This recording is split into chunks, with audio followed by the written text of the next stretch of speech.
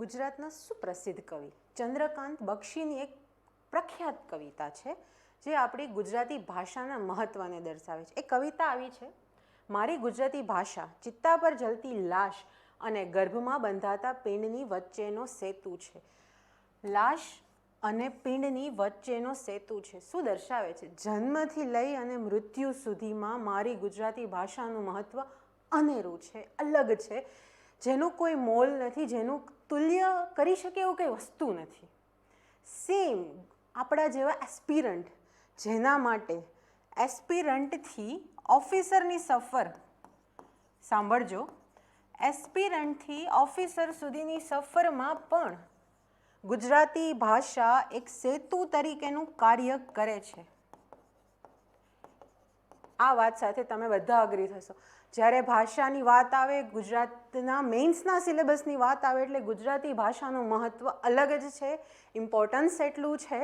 તો જે રીતે ચંદ્રકાંત બક્ષી દ્વારા જે સેતુ દર્શાવ્યો છે જન્મથી લઈને મૃત્યુ સુધીના સફરનો, તો આપણા માટે એસ્પિરન્ટ ટુ ઓફિસર સુધીની સફરમાં લગભગ 1/4 પોર્શન, જ્યાં મેજર એક્ઝામમાં જ્યારે ગુજરાતી ભાષા રોલ પ્લે કરતું હોય તો એને શીખવવું કેટલું જરૂરી છે, એમાં કોઈ શંકાને સ્થાન નથી. બીજી વસ્તુ, ગુજરાતી તો ભાષા છે, આપણી માતૃભાષા છે, રોમે રોમમાં છે, કણકણમાં છે.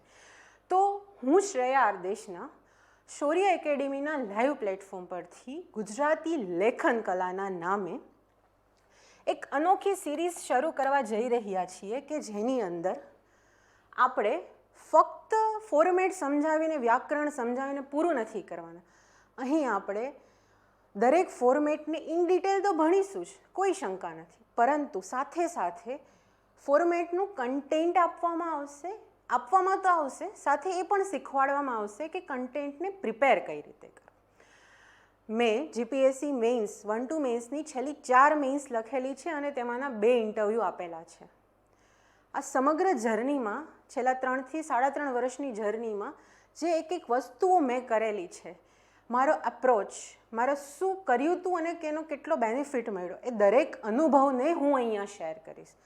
આ સિરીઝ આવનારી તમામ પરીક્ષાઓ, STI છે, DYSO છે, 1-2 છે, તલાટી હોય કે પછી CC ગ્રુપ A હોય, દરેક પરીક્ષામાં ગુજરાતી ભાષાનું મહત્ત્વ અલગ જ છે, જે તમને બધાને ખ્યાલ જ છે.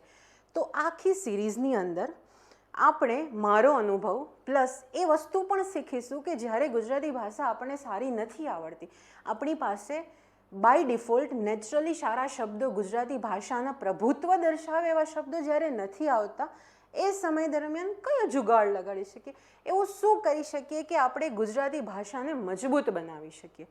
તો ચલો સ્ટાર્ટ કરીએ. આજનો વેરી ફર્સ્ટ લેક્ચરની અંદર અમુક વસ્તુઓ બેઝિક છે જેના વિશે હું જણાવીશ કે આપણે સિલેબસ ગુજરાતીનો છે એને કઈ રીતે આગળ વધીશું, આપણો રોડમેપ શું હશે, પ્લસ લેટર એટલે કે પત્ર લેખન અને અહેવાલ લેખનની વિશેષમાં વિગતવાર ચર્ચા કરીશું. પહેલાં તો આપણે સમજીએ કે ગુજરાતી ભાષામાં અહીં આપણે શું કરીશું. નો ડાઉટ સિલેબસ મુજબ દરેક ફોર્મેટ, પત્ર છે, રિપોર્ટ છે, ચર્ચાપત્ર છે, દરેક વસ્તુ કરીશું. સાથે 2 વસ્તુ જેને આપણે સૌથી વધારે ઇગ્નોર કરતા હોઈએ, ગદ્ય પદ્ય અને સંક્ષેપ્તીકરણ. મારો અનુભવ એવું કહે છે કે વિદ્યાર્થીઓએ કદાચ જેટલી વખત લેટર લખ્યો હશે ને, 20 વખત, 50 વખત, પણ 2 વખત પણ ગદ્ય પદ્ય કે સંક્ષેપ્તીકરણની પ્રેક્ટિસ નહીં કરી હોય. કદાચ શરૂઆતમાં મેં પણ આ જ ભૂલ કરી હતી. પરંતુ આપણે શું ધ્યાનમાં રાખવાનું છે કે લેટરના 10 માર્ક છે કે ચર્ચાપત્રના 15 માર્ક છે, તો ગદ્ય પદ્ય અને સંક્ષેપ્તીકરણ 2 ફોર્મેટ છે, આની પણ ચર્ચા કરીશું. હા, શ્યોર છે કે ગદ્ય પદ્યની પ્રેક્ટિસ અને એને કઈ રીતે લખવું, એ અપ્રોચ આવડે તો એમાં પણ દરેક ક્વેશ્ચનમાં અડધો માર્ક વધી શકે છે. હવે વિદ્યાર્થી તમે લોકો તૈયારી કરો છો, તમને 1-1 માર્કની, અડધા માર્કની કિંમત ખબર છે. કહેવાનો મતલબ એ છે કે અહીં આપણે ગદ્ય પદ્ય જેવા ફોર્મેટની પણ ચર્ચા કરીશું, સંક્ષેપ્તીકરણ પણ કઈ રીતે થાય એની ચર્ચા કરીશું. ફક્ત 1/3 કરવાનો મતલબ એવો નથી કે આપણે 3 લાઇનમાંથી 1 લાઇન લખી નાખી, ના, એને કઈ રીતે કરવું એની પણ ચર્ચા કરીશું. ઇન શોર્ટ આપણે દરેક ફોર્મેટની ચર્ચા કરીશું. કોઈ પણ ફોર્મેટને અવગણના નહીં થાય. બીજી વસ્તુ, ટુ ધ પોઈન્ટ કન્ટેન્ટ આપવામાં આવશે. આજના જ લેક્ચરમાં તમે જોઈ શકશો કે પત્ર છે તો ઔપચારિક પત્રના અમુક શબ્દો, અમુક વાક્યો આપણે યાદ રાખી શકીએ છીએ. આ લેક્ચરની શરૂઆતમાં જ મેં એક વાત કરી હતી કે મારી સામે બેઠેલા વિદ્યાર્થી, દરેક વિદ્યાર્થીઓ ગુજરાતી ભાષામાં પ્રભુત્વ નથી ધરાવતા. આપણી પાસે નેચરલી સારા શબ્દો નથી આવતા. તો આપણે એવો પ્રયત્ન કરીશું કે પેપર જોનારને એક ટાઈમે એવો અહેસાસ અપાઈશું, આ મારી ગેરંટી છે કે સામેવાળાને એમ થઈ જાય કે આ માણસને ભાષાનું ખૂબ સારું નોલેજ હશે. આપણે ટુ ધ પોઈન્ટ કન્ટેન્ટ લખીશું, પ્લસ એને કઈ રીતના કલેક્ટ કરું એ પણ તમને શીખવાડીશ. એવરીડે ફિશ આપવામાં નહીં આવે, ફિશ કઈ રીતે કેચ કરશું ને એ પણ શીખીશું. અહીં આપણો અપ્રોચ આખો બદલાઈ જશે. અધરવાઇઝ ઘણી જગ્યાએથી તમે ઘણી વસ્તુઓ શીખી શકો છો, રેડીમેડ બહુ બધું મટીરિયલ કન્ટેન્ટ મળે છે. અહીંયા મેઇન વસ્તુઓ ક્યાં નડે છે? લખવાના એપ્રોચમાં. તમારો અપ્રોચ કેવો હોવો જોઈએ? કોઈ પણ એક પણ ટોપિકને લઈને જ્યારે એમાં થોડો પણ બદલાવ આવશે ને એટલે ઓટોમેટિક માર્ક્સમાં બદલાવ આવશે. પછી બદલાતા ટ્રેન્ડ મુજબ પ્રેક્ટિસ. જીપીએસસી બદલાઈ રહી છે, પરીક્ષાની પદ્ધતિઓ બદલાઈ રહી છે, ત્યારે પૂછનારા પ્રશ્નો પણ બદલાઈ રહ્યા છે. આપણે બધાને ખ્યાલ છે, બધાએ પીવાયક્યુ જોયા હશે કે પહેલાંના સમયમાં ગુજરાતી ભાષાની અંદર શું પૂછવામાં આવતું? તો કે કરંટ બેઝ અથવા તો એ વખતના જીએસ વસ્તુ પૂછવામાં આવતું હતું. કરંટ પ્લસ જીએસવાળો અપ્રોચ હતો. પરંતુ જે ટ્રેન્ડ બદલાઈ રહ્યો છે એમાં સંપૂર્ણપણે તમારા ભાષાના નોલેજ ઉપર જ ફોકસ કરવામાં આવે છે. એમને તમારું કરંટનું નોલેજ અહીંયા ચકાસવું જ નથી. તો આપણે આ મુજબ પ્રેક્ટિસ કરીશું.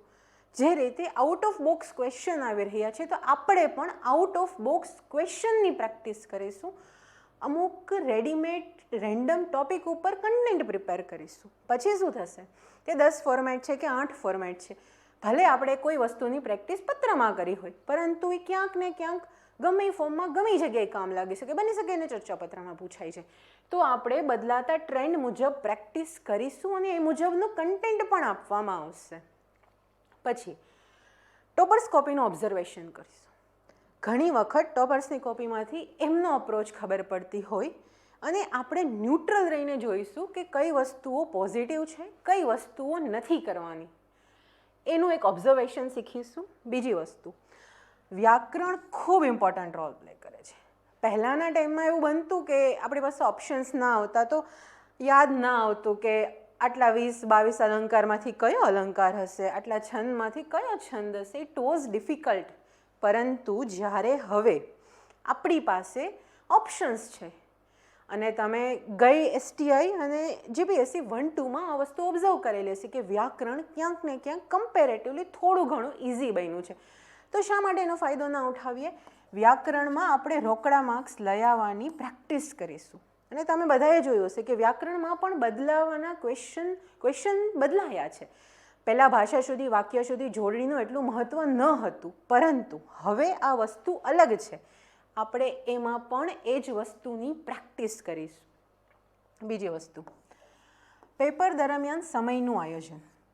આ જે વસ્તુ છે અહીંયા એ શીખવાડવામાં આવે છે કે જ્યારે તમે એફએલટીની પ્રેક્ટિસ કરીશો, ઘણા મિત્રોને એવો પ્રશ્ન હોય છે કે પેપર પૂરા નથી થતા. પેપર ના પૂરા થવાનું એક જ રીઝન હોય છે કે તમારી પાસે ટાઈમ મેનેજમેન્ટ નથી હોતું. અહીંયા દરેક ફોર્મેટ વાઇઝ કેટલી મિનિટ આપવી જોઈએ, કયા ફોર્મેટને કયા સિક્વન્સમાં લખવું જોઈએ કે જેના લીધે પેપર કમ્પ્લીટ થાય. નો ડાઉટ હવે 1-2ની અંદર ગુજરાતી લેંગ્વેજ ફક્ત ક્વોલિફાઈંગ થયું, પરંતુ જ્યારે ક્વોલિફાઈંગ નહોતું ત્યારે અમે એવું કહેતા કે ગુજરાતીનું પેપર શ્વાસ લીધા વગર લખો ને ત્યારે પૂરું થાય, જો તમારી નોર્મલ એવરેજ સ્પીડ હોય તો.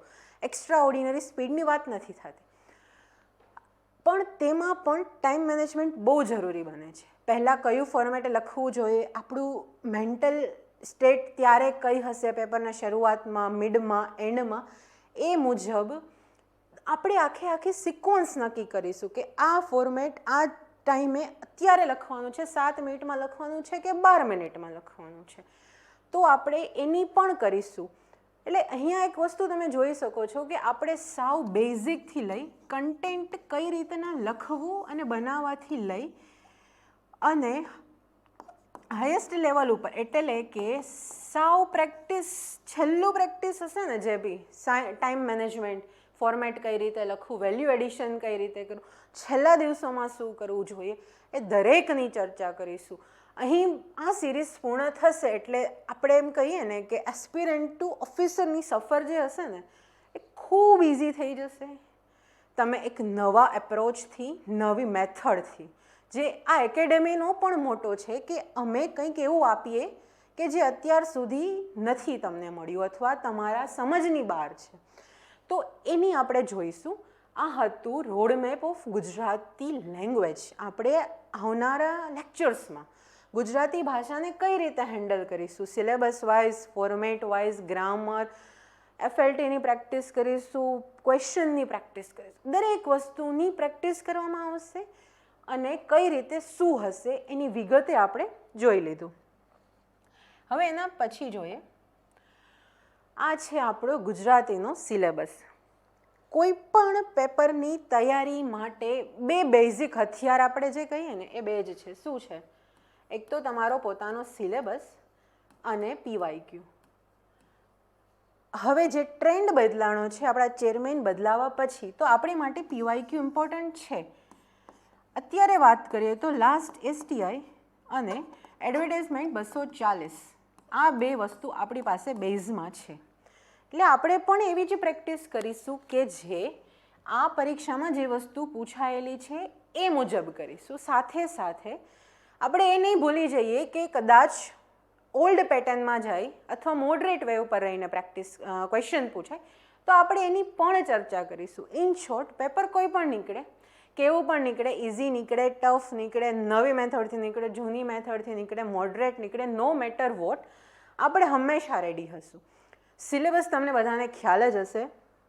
આપણે એક વખત જોઈ લઈએ કે સિલેબસમાં શું છે અને એમાં શું કરશું આપણે. પહેલું છે નિબંધ.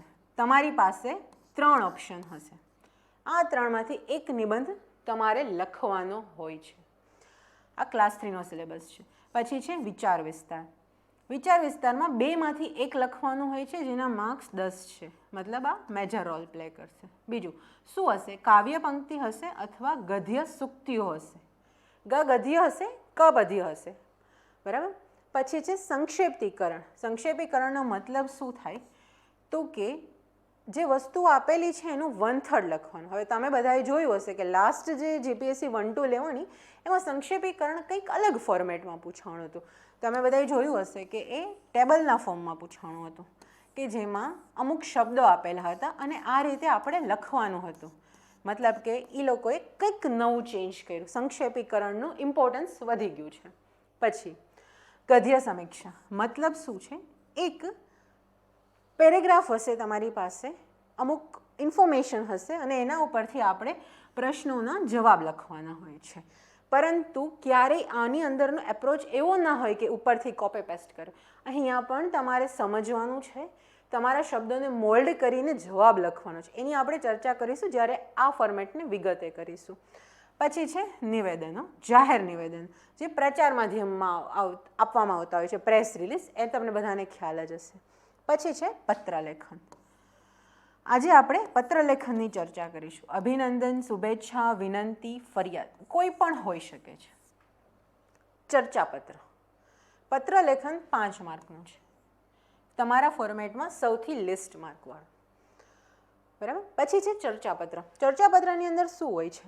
ચર્ચાપત્ર જનરલી વર્તમાનપત્રમાં આપવામાં આવતું હોય છે. એટલે એની અંદર શું હોય છે? જે પ્રશ્નો હોય કોના? નોર્મલ સિટીઝનના, આપણા જેવા નાગરિકોના પ્રશ્નો, સાંપ્રત સમસ્યાઓ પ્લસ વ્યક્તિગત અભિપ્રાયો, આ બધી વસ્તુઓ જે છે એને રજૂ કરે એ ચર્ચાપત્ર. અહેવાલ લેખન, રિપોર્ટ. અહેવાલ લેખનની પણ આજે આપણે વિગતવાર ચર્ચા કરીશું કે જેમાં કોઈ પણ સ્થળ વિશેની ઇન્ફોર્મેશન હોય છે. અને ત્યારબાદ હોય છે ભાષાંતર. ભાષાંતરની અંદર આપણે શું કરીશું? આપણે પ્રેક્ટિસ કરીશું. કારણ કે ભાષાંતર એક એવી વસ્તુ છે કે જેની અંદર શીખવાડવા માટે કંઈ નથી, એનું કોઈ ફોર્મેટ ફિક્સ નથી. હા, જેમ લેટરમાં હોય છે, અહીંયા કંઈ એવું નથી. તો ભાષાંતર માટે પણ આપણે એટલી જ પ્રેક્ટિસ કરીશું. મેં જેમ પહેલાં કીધું એમ કે અહીં આપણે એક પણ ફોર્મેટને ઇગ્નોર નથી કરવાનું. પછી એ ગદ્ય સમીક્ષા હોય કે પછી સંક્ષેપ્તીકરણ હોય કે ભાષાંતર હોય, આ 30 માર્ક જે છે ને એ વિદ્યાર્થીઓ દ્વારા સૌથી ઇગ્નોર કરાયેલા માર્ક્સ છે. આપણે આને પણ વિગતવાર જોઈશું, એની ચર્ચા કરીશું. હવે સોર્સ જોઈએ. આપણી માટે ગુજરાતી ભાષાનો સોર્સ શું હોય છે? અહીંયાથી આપવામાં આવતી PPT content, it's okay, that is important. એની સાથે સાથે શું હશે? પાક્ષિક. હવે પહેલાંના ટાઈમમાં એવું હતું કે પાક્ષિક આપણે છેલ્લા 2-5 મહિનાની જોઈ લેતા તો આઈડિયા આવી જતો કે કરંટમાં શું ચાલે છે. પરંતુ હવે પાક્ષિક, અહીં ઓલ્ડ પ્લસ ન્યૂ લખવાનો મતલબ જ એ છે કે ઓલ્ડમાંથી આપણે શું લઈશું? ઓલ્ડમાંથી આપણે અમુક શબ્દો, અમુક વાક્યો લઈશું અને અમુક ટોપિકનું નોલેજ લઈશું કે સપોઝ ગુજરાતી ભાષા વિશેનું ક્યાંક મહત્ત્વનું કંઈક વસ્તુ હશે તો આપણે એ લઈશું. નવીમાં આપણે ટ્રેન્ડ લઈશું પ્લસ ટોપિકને. જે રેન્ડમ ટોપિક્સ પૂછવામાં આવી રહ્યા છે તો આપણે રેન્ડમ ટોપિક્સનું પણ સોર્સનું માધ્યમ આજે પણ પાક્ષિક જ છે. બસ આપણે અપ્રોચ બદલાઈ જશે કે એમાંથી શું લેવાનું છે. અને આપણે બહુ બધું મટીરિયલ નથી ભેગું કરવાનું, નથી કન્ટેન્ટ એટલું ભેગું કરવાનું. બહુ ક્રિસ્પમાં, શોર્ટમાં વસ્તુઓને યાદ રાખીને એને જ મલ્ટિપલ ટાઈમ યુઝ કરવાની છે. એટલા માટે સોર્સ પાક્ષિક છે. ટોપર્સની કોપી પણ છે જે તમે જોઈ શકો છો. સારી વસ્તુઓ લાગે છે એને નોટ ડાઉન કરી લેવાની છે. એની સિવાય કહેવત અને રૂઢિપ્રયોગ, આ વસ્તુ બે મહત્ત્વની છે. આ જ વસ્તુ તમારી ભાષા પરની પ્રભુત્વતા દર્શાવે. કોઈ પણ વ્યક્તિને કોઈ સારી ભાષા આવડે છે કે નહીં, આ જે છે ને એ અલંકારો છે ગુજરાતી ભાષાના. તો હું અહીંયાથી તમને અમુક કહેવતો આપવામાં આવશે. જેમ કે એક્ઝામ્પલ કે ગવર્મેન્ટ દ્વારા જે પેટ્રોલમાં 20% ઇથેનોલવાળું જે લઈ આવ્યા છે તો એનાથી શું ફાયદો થાય છે? તો કે ખેડૂતોને પણ આવક મળે છે, પર્યાવરણને પણ ફાયદો થાય છે. તો આપણે શું કહીએ? એક કાંકરે બે પક્ષી માર્યા. એક કાંકરે બે પક્ષી માર્યા કરી પછી તમે ઇથેનોલ વિશે લખો ને એટલે આપોઆપ ગુજરાતી ભાષા જીએસના બદલે એકચ્યુઅલીમાં ગુજરાતી લાખે, જે કરંટ સમયની ડિમાન્ડ છે. હવે ગુજરાતી ભાષાના પેપરમાં તમારે બતાડવું જ પડશે કે તમને ગુજરાતી આવડે છે. જીએસ આવડે છે એ જીએસના પેપરમાં ચેક કરાશે. એટલે આપણે અમુક કહેવતો, રૂઢિપ્રયોગો, સારા શબ્દો જે ગુજરાતી ભાષાના અલંકારો કહેવાય છે એની ચર્ચા કરીશું. અહીંથી આપવામાં આવશે અને તમે પણ તમારી રીતે લખી શકો છો કોઈ પણ વસ્તુઓને. એટલે આ વસ્તુ આપણા સોર્સ હશે, પાક્ષિક હશે, ટોપર્સની કોપી છે, કહેવતો, રૂઢિપ્રયોગ, અહીંયા આપવામાં આવતું કન્ટેન્ટ, પૂર્તિ, ન્યૂઝપેપર, આ બધી જ વસ્તુઓ આપણા માટે સોર્સ તરીકે કામ કરશે. ઓકે, સો અત્યાર સુધી મેં વિગતે ચર્ચા કરી કે આખી જે ગુજરાતી લેખન કલા નામની જે સિરીઝ છે એની અંદર આપણે શું કરીશું, આપણે એપ્રોચ કેવો હશે, કઈ રીતે આખો રોડ મેપ હશે, એની આપણે ચર્ચા કરીશું. હવે એકચ્યુઅલીમાં સ્ટાર્ટ કરીએ સિલેબસ વાઇઝ કે પહેલું જોઈએ પત્રલેખન. હવે પત્રલેખન એટલે શું? પત્ર એટલે કે એક કોમ્યુનિકેશનનું, વિચારનું કે માધ્યમ છે. બે વ્યક્તિઓ, બે સંસ્થાઓ, કોઈ પણની બે વચ્ચે સંદેશા વ્યવહાર, કોમ્યુનિકેશનનું માધ્યમ એટલે કે પત્ર લેખન. તમે બાળપણમાં, સ્કૂલમાં, કોલેજમાં ક્યાંક કોઈક પત્ર લખેલા હશો. બની શકે તમે કોઈ ગવર્મેન્ટ ઓફિસમાં પણ લખ્યા હોય તો તમે ફોર્મલ પત્ર હશે, ઔપચારિક પત્ર હશે. પત્ર બે રીતે લખવામાં આવે છે. એક હોય છે ઔપચારિક અને એક હોય છે અનૌપચારિક. ઔપચારિકનો મતલબ થાય ફોર્મલ લેંગ્વેજ, જે ઓફિશિયલ યુઝ માટે હોય છે, ઓફિસમાં લખાતો હોય છે. અને બીજો હોય છે ઇનફોર્મલ લેટર કે જે આપણે આપણા મિત્રો, સગા સંબંધી વગેરે વગેરેને લખતા હોઈએ એના હોય છે. આપણા સિલેબસમાં બે પત્રની વાત કરેલી છે. અહીં પણ આપણે બે જોઈશું. પહેલાં ઔપચારિક જોઈ અને ત્યારબાદ અનૌપચારિક જોઈએ. ઔપચારિક પત્ર એટલે શું અને કોને લખવામાં આવે છે? ઔપચારિક પત્ર ઉપરી અધિકારીને અથવા સરકારી વિભાગમાં લખવામાં આવે છે. એક ડિપાર્ટમેન્ટમાંથી બીજા ડિપાર્ટમેન્ટમાં લખવામાં આવે છે. શેની હોય? કાં વિનંતી હોય, કાં ફરિયાદ હોય, જે આપણે સિલેબસમાં દર્શાવ્યું હતું. શેની વિનંતી? કોઈ માહિતી જોઈએ છે, કોઈ વસ્તુ થઈ રહી છે એની ઇન્ફોર્મેશન આપવી હોય, કાં ફરિયાદ હોય કે આ પ્રશ્નને સોલ્વ કઈ રીતે કરો, ટૂંક સમયમાં કરી દો, કે જે બી વસ્તુ.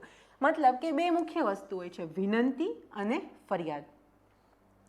સરકારી વિભાગમાં સામાન્ય નાગરિક દ્વારા અથવા વિવિધ સરકારી વિભાગો વચ્ચે પણ પત્ર વ્યવહાર કરવામાં આવે. એટલે ફોર્મલ લેટરમાં શું હોય, બે ગવર્મેન્ટ ઓફિસ વચ્ચે કે આપણે જ્યારે ગવર્મેન્ટના ઓફિસમાં લખતા હોય એ વસ્તુ આવશે ઔપચારિક પત્રની અંદર. અહીં આપણે શું ધ્યાનમાં રાખીશું તો કે આપણે અહીંયા લાગણીઓ દર્શાવવાની નથી. ટુ ધ પોઈન્ટ સારા શબ્દોમાં સ્વચ્છ રીતે લખવાનું હોય છે, જે આપણી એકચ્યુઅલ વાત હોય છે. એની સાથે સાથે સરનામું, વિષય અને બિડાણ જેવી બાબતોને યોગ્ય જોડણી સાથે યોગ્ય સ્થાને લખવું જરૂરી બને છે. આ પોઈન્ટ અહીંયા સ્લાઇડમાં દર્શાવવાનું કારણ છે કે જ્યારે ફોર્મલ લેટર લખતા હોઈએ છીએ ત્યારે તમારા દ્વારા લખેલો હરેક અક્ષર ઇમ્પોર્ટન્ટ બની જાય છે. પત્ર મોકલનારનું સરનામું અહીંયા હોય છે, જેને મોકલવામાં આવે છે એનું ડાબી બાજુ હોય છે, તો બિડાણ ડાબી બાજુ જ લખવામાં આવે છે નીચે. તો એક નાની નાની વસ્તુ છે, પણ જ્યારે ફોર્મલ લેટરની વાત થતી હોય ત્યારે એ વસ્તુ ઇમ્પોર્ટન્ટ બની જાય છે, એની જોડણી પણ ઇમ્પોર્ટન્ટ બની જાય છે. બીજું ફોર્મલ લેટરમાં શું હોય છે તો કે શબ્દો તમારા ઔપચારિક હોવા જોઈએ. અહીંયા લાગણીઓને સ્થાન નથી આપવામાં આવતું. એટલે એક વસ્તુ યાદ રાખજો, લાગણી સભર શબ્દો લખવાના જ નથી. જે વાત થશે ટૂંકી અને મુદ્દાસર થશે. રૂઢિપ્રયોગ કહેવતનો ઉપયોગ ના કરવો જોઈએ. વિશેષ પ્રમાણમાં ના કરવો જોઈએ, પરંતુ જો પત્ર એવો આવ્યો હોય તો તમે ક્યાંક આખા લેટરમાં એકાદું એવું લખી શકો છો. એનું કોઈ બંધન નથી, પરંતુ બને ત્યાં સુધી ઉપયોગ ના કરવો જોઈએ. અને જરૂર પડે ત્યારે સરકાર શબ્દનો પણ પ્રયોગ કરી શકાય છે. આરામથી તમે કોઈ પણ લેટરની વાતમાં સરકાર લખી શકો છો કે સરકાર જે છે એ સંવેદનશીલ બનવાની જરૂર છે, લોકોના પ્રશ્નોને ધ્યાનમાં રાખવાની જરૂર છે, ત્વરિત સોલ્યુશન આપવાની જરૂર છે. તેમાં સરકાર શબ્દનો પ્રયોગ તમે આરામથી કરી શકો છો, એમાં કોઈ બંધન નથી. હવે એક ફોર્મેટ અહીંયા લઈ આવી છું હું કે જેના લીધે તમારા માઇન્ડમાં એક બેઝિક અન્ડરસ્ટેન્ડિંગ આવી જાય કે અહીંયા શું કહેવામાં આવે છે. હવે જુઓ, ઓકે, સામાન્ય નાગરિક દ્વારા અધિકારીઓને અથવા ઓફિસમાં પત્ર લખવામાં આવે છે. અબક એટલે પત્ર મોકલનારનું નામ. હું પત્ર મોકલી રહી છું તો મારું નામ આવશે. જો તમને તમારા ક્વેશ્ચન પેપરમાં ક્વેશ્ચનમાં મેન્શન હોય કે કોનું નામ અહીંયા આવશે, પત્ર મોકલનાર વ્યક્તિ આ છે તો એનું નામ લખો, ના હોય તો તમે અબક લખી શકો છો. અહીંયા પોતાનું નામ મેન્શન ના કરું, રિવીલ ના કરું. ત્યારબાદ સરનામું 1, 2 અને તારીખ. બને ત્યાં સુધી તારીખને આ ફોર્મેટમાં લખવી. એટલે અહીંયા શું થશે, પત્ર મોકલનારનું સરનામું. અહીંયા હું પત્ર મોકલું છું, મારું સરનામું. કોને મોકલવામાં આવે છે એટલે જેને મોકલવામાં આવે છે તેનું સરનામું.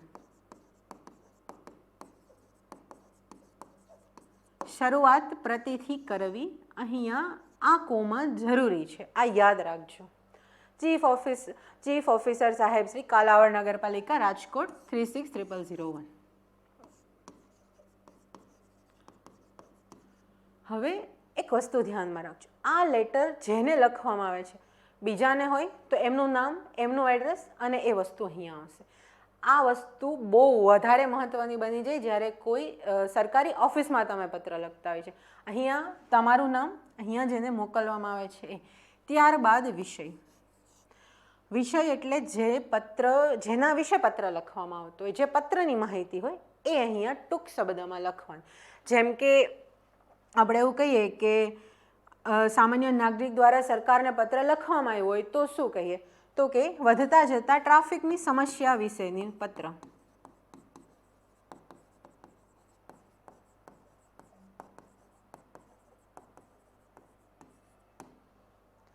વિષય લખવું, જે લખ્યું છે એની નીચે અંડરલાઈન કરવી. આ વસ્તુ ધ્યાનમાં રાખજો. પછી માનનીય સાહેબશ્રી, પછી જય ભારત સાથે અથવા સવિનય જણાવવાનું કે. અહીંયા વિદ્યાર્થીઓ દ્વારા શું ભૂલ કરવામાં આવે છે તો કે અહીંયા એવું લખે કે સવિનય સાથે જણાવવાનું.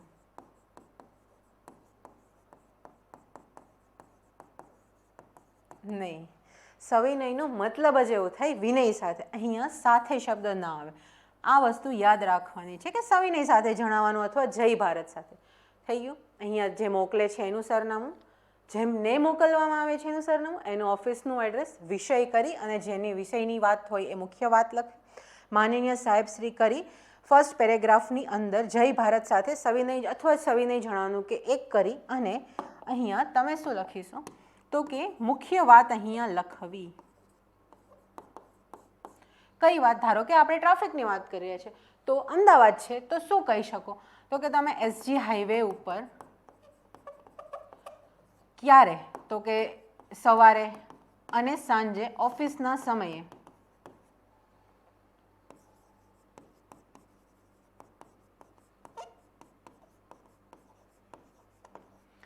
ટ્રાફિક અથવા હજી તમને કોઈ particular area, particular road, bridge એની વાત કરવી હોય તો એ અહીંયા આવશે. મતલબ કે અહીંયા ફક્ત ને ફક્ત મુખ્ય વાત કરી દેવી કે જેના લીધે જે પત્ર વાંચી રહ્યું છે એમને આઈડિયા આવી જાય કે એકચ્યુઅલી પ્રોબ્લેમ શું છે. અહીંયા તમે કીધું ટ્રાફિક, ડન, પણ એકચ્યુઅલીમાં ટ્રાફિકમાં શું થઈ રહ્યું છે એવું પહેલા પેરેગ્રાફમાં મેન્શન કરવાનું.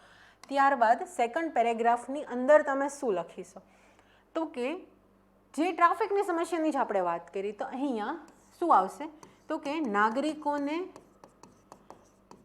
પડતી મુશ્કેલી, પછી ટ્રાફિકના લીધે સર્જાતા અકસ્માતો, બીજી કોઈ પણ વસ્તુની માહિતી જે હશે ને એ સેકન્ડ પેરેગ્રાફમાં આવશે. ફર્સ્ટ પેરેગ્રાફની અંદર જે વિષય ઉપર ચર્ચા કરી, જેના સંદર્ભે પત્ર લખ્યો છે એની ઇન્ફોર્મેશન આપો.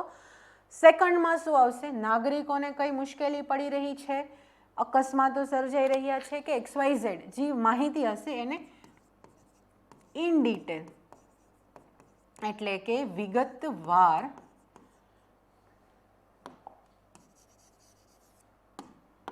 અહીંયા યાદ રાખજો કે વિગતવાર ચર્ચા કરી શકાય છે પ્લસ જે તકલીફો છે, જે વાત છે એની અસર એટલે કે એની કોન્સિક્વન્સીસ એની ચર્ચા અહીંયા લખવાની હોય છે સેકન્ડ પેરેગ્રાફની અંદર. થર્ડ પેરેગ્રાફ બને જરૂર હોય તો તમે અહીંયા થર્ડ પેરેગ્રાફ પણ લખી શકો છો. થર્ડ પેરેગ્રાફની અંદર શું હોય? આભાર લખી શકો, પછી ત્વરિત સોલ્યુશન આપો, ત્વરિત ઉપાય કરો, આ બધું જે સારા શબ્દો લખવાના હોય એ થર્ડ પેરેગ્રાફમાં આવે છે. પછી એક મહત્વની વસ્તુ છે બિડાણ. બિડાણની અંદર શું હોય? In detail report. હવે ધારો કે ટ્રાફિકની વાત છે તો તમે ટ્રાફિકના સમયના ફોટોઝ તમારી પાસે હોય તો એ અહીંયા લખવામાં જોડવામાં આવે છે. એટલે બિડાણ કરીને તમે અહીંયા લખી શકો જે તમે બિડાણમાં આપ્યું હોય કે જરૂરી ફોટા મોકલા હોય તો જરૂરી દસ્તાવેજ, પછી રિપોર્ટ, જે રીતે પત્ર છે એનો જે પ્રશ્ન છે એ મુજબ તમારા બિડાણમાં શબ્દો આવશે. પણ હવે તમારા માઇન્ડમાં એક વસ્તુ ક્લિયર થાય કે બિડાણ લખવાનું છે. હા, શું હશે? ફોટો હશે, દસ્તાવેજો હશે, કાં કોઈનો ઇન ડિટેલ રિપોર્ટ હશે. અને અંતે લિખતીન કરી અને આપનો વિશ્વાસુ કરી અને અહીંયા તમારું નામ જે ઉપર હતું તો અહીંયા અ બ ક આવશે. આ હતું આખું ફોર્મલ લેટર. એકવાર ફરી જોઈ લઈએ તો અહીંયા શું આવશે? જે મોકલે છે પત્ર એમનું નામ, એમનું સરનામું, જેમને પત્ર મોકલવામાં આવે છે એ ગવર્મેન્ટ ઓફિસર, એમની ઓફિસનું એડ્રેસ, વિષય ટૂંકમાં સારા શબ્દોમાં ટુ ધ પોઈન્ટ માહિતી વિષયમાં લખવી. વિષય બહુ ઇમ્પોર્ટન્ટ રોલ પ્લે કરે છે કારણ કે વિષય ઉપરથી જ ખબર પડશે કે અંદર શું છે. એટલે વિષયની લાઈન બને ત્યાં સુધી એક લાઈનમાં જ લખવું. જો જરૂર હોય અને રિયલમાં જરૂર હોય તો જ સેકન્ડ લાઈન સુધી વિષયની વાત જવી જોઈએ. એટલે વિષય લખવું. માનનીય સાહેબશ્રી, આપણે એને સંબોધન કરી દીધું. ફર્સ્ટ પેરેગ્રાફની શરૂઆત આ રીતે તમે કરી શકો છો જ્યારે તમને કંઈ ના મળતું હોય ત્યાં. પછી મુખ્ય વાત કરો અને ત્યારબાદ સેકન્ડ પેરેગ્રાફની અંદર શું આવશે તો કે નાગરિકોને પડતી સમસ્યાઓ, એના લીધે શું થઈ રહ્યું છે, એની અસર શું છે, જેમ કે અહીંયા અકસ્માત થઈ રહ્યા છે, સમય બગડી રહ્યો છે, વોટેવર એ દરેક વસ્તુની ઇન ડિટેલ ચર્ચા સેકન્ડ પેરેગ્રાફમાં આવશે. અને થર્ડમાં આપણે જે કાઇન્ડ ઓફ થેન્ક યુ કહીએ અથવા તો આપણે શું અપેક્ષા રાખીએ છીએ સરકાર પાસેથી એની ચર્ચા 3rd પેરેગ્રાફમાં કરવામાં આવે છે. એટલે કે બિડાણની અંદર આપણે જરૂરી ફોટા, દસ્તાવેજો, રિપોર્ટ વગેરે લખીને આપણે મોકલીએ છીએ અને લિખિત આપનો વિશ્વાસુ કરી અને આપણે પત્રનો એન્ડ કરીએ છીએ. બીજો ઔપચારિક પત્ર એ હોય છે કે જ્યારે અમુક કન્ટેન્ટ આપણે જોઈ લઈએ કે જેમ કે જ્યારે પાડાના વાકે પખાલીને ડામ, મતલબ કરે કોઈ બીજા અને ભોગવે બીજા. આ જે પરિસ્થિતિ ઊભી થતી હોય ને ત્યારે આપણે આ કહેવત યુઝ કરીએ કે પાડાના વાકે પખાલીને ડામ. બીજું, રામબાણ ઇલાજની આપણને તાતી જરૂરિયાત છે. રામબાણ ઇલાજ એટલે શું થયું? Permanent solution.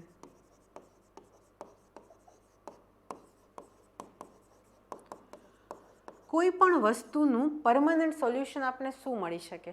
તો કે જેમ કે ટ્રાફિક છે તો શા માટે ચોમાસામાં વધારે થઈ રહ્યો છે, અમુક એરિયામાં વધારે થઈ રહ્યો છે, તો ત્યાં ઓવરબ્રિજ બનાવો, અંડરબ્રિજ બનાવો, કંઈ પણ વસ્તુઓ. તો એ વસ્તુઓનું જ્યારે સોલ્યુશનની વાત આવતી હોય ત્યારે રામબાણ ઇલાજની જરૂરિયાત લખીએ છીએ. પછી લોકો હાલાકી ભોગવી રહ્યા છે. અહીંયાનો મતલબ એવો થાય કે લોકોને જે તકલીફો પડી રહી છે. આપણે શુદ્ધ સિમ્પલ ગુજરાતી ભાષામાં પત્ર લખતા તો આપણે એવું લખી દઈએ કે લોકોને તકલીફ પડી રહી છે. નહીં, આપણે શું લખશું? લોકો હાલાકી ભોગવી રહ્યા છે. આ વસ્તુ એ દર્શાવે છે કે આપણને ગુજરાતી ભાષા આવડે છે. સિમ્પલ. એટલે લોકો હાલાકી ભોગવી રહ્યા છે. ગળે બંધાયેલી ઘંટસમી સમસ્યાઓ, મતલબ કે તકલીફો કેવી છે? ગળે બંધાયેલી ઘંટસમી સમસ્યા. આ કોઈ કહેવત કે રૂઢિપ્રયોગ નથી. આ વસ્તુ એવું દર્શાવે છે કે તમે જે ભાષાઓ વાપરો છો એને ગુજરાતીમાં આવી રીતે કંઈક લખાય છે. જ્યારે સમસ્યાઓની વાત કરતા હોય ત્યારે આપણે આ વસ્તુ લખી શકીએ. પછી ત્વરિત પ્રત્યુત્તર અને શીઘ્ર કાર્યવાહીની અપેક્ષા સહ. તમે જે પત્ર લખ્યો છે એનો ઉત્તર કેવો હોવો જોઈએ? તો કે ત્વરિત હોવો જોઈએ. પ્લસ કાર્યવાહી કેવી થવી જોઈએ? શીઘ્ર. હવે આપણે એવું પણ લખી શકીએ કે ઝડપી, પરંતુ આપણે ઝડપી નથી લખવાનું, આપણે શીઘ્ર લખીશું. હા, વસ્તુઓ અહીંયા હું તમને 2 વખત કહીશ એટલે તમારા માઇન્ડમાં એ છપાઈ જશે. ઇટ મીન્સ કે જ્યારે ફ્યુચરમાં તમે ક્યારેય પણ એવું લખવા માંગશો કે ઝડપી કાર્યવાહી, તો તમે શું લખશો? શીઘ્ર કાર્યવાહીની અપેક્ષા સહ. તો અહીંયા મેં અમુક ઔપચારિક પત્રની અમુક કન્ટેન્ટ આપેલું છે. પછી આપણે જોઈએ સરકારી વિભાગો વચ્ચે થતો પત્ર વ્યવહાર. હવે જ્યારે ફોર્મલ લેટર હોય, ઔપચારિક પત્ર હશે, અહીંયા શું હશે? જે મોકલે છે એનું નામ, મતલબ એ કચેરી એના વિશે. એટલે અહીંયા સેમ ફોર્મેટમાં ફોલો થશે કે મોકલનારનું, જે કચેરીમાંથી લેટર જઈ રહ્યો છે એમના વિશેની ઇન્ફોર્મેશન. જેમ કે આપણે એક્ઝામ્પલ લઈએ કે ગૃહ વિભાગમાંથી, સીએમઓની ઓફિસમાંથી કે કાંઈ પણ, કોઈ પણ વિભાગમાંથી બીજા વિભાગને, તો ત્યાં શું આવશે? પ્રતિ કરી એ એમનો હોદ્દો, કચેરીનું નામ અને સરનામું. અને અહીંયા જેને મોકલવામાં આવે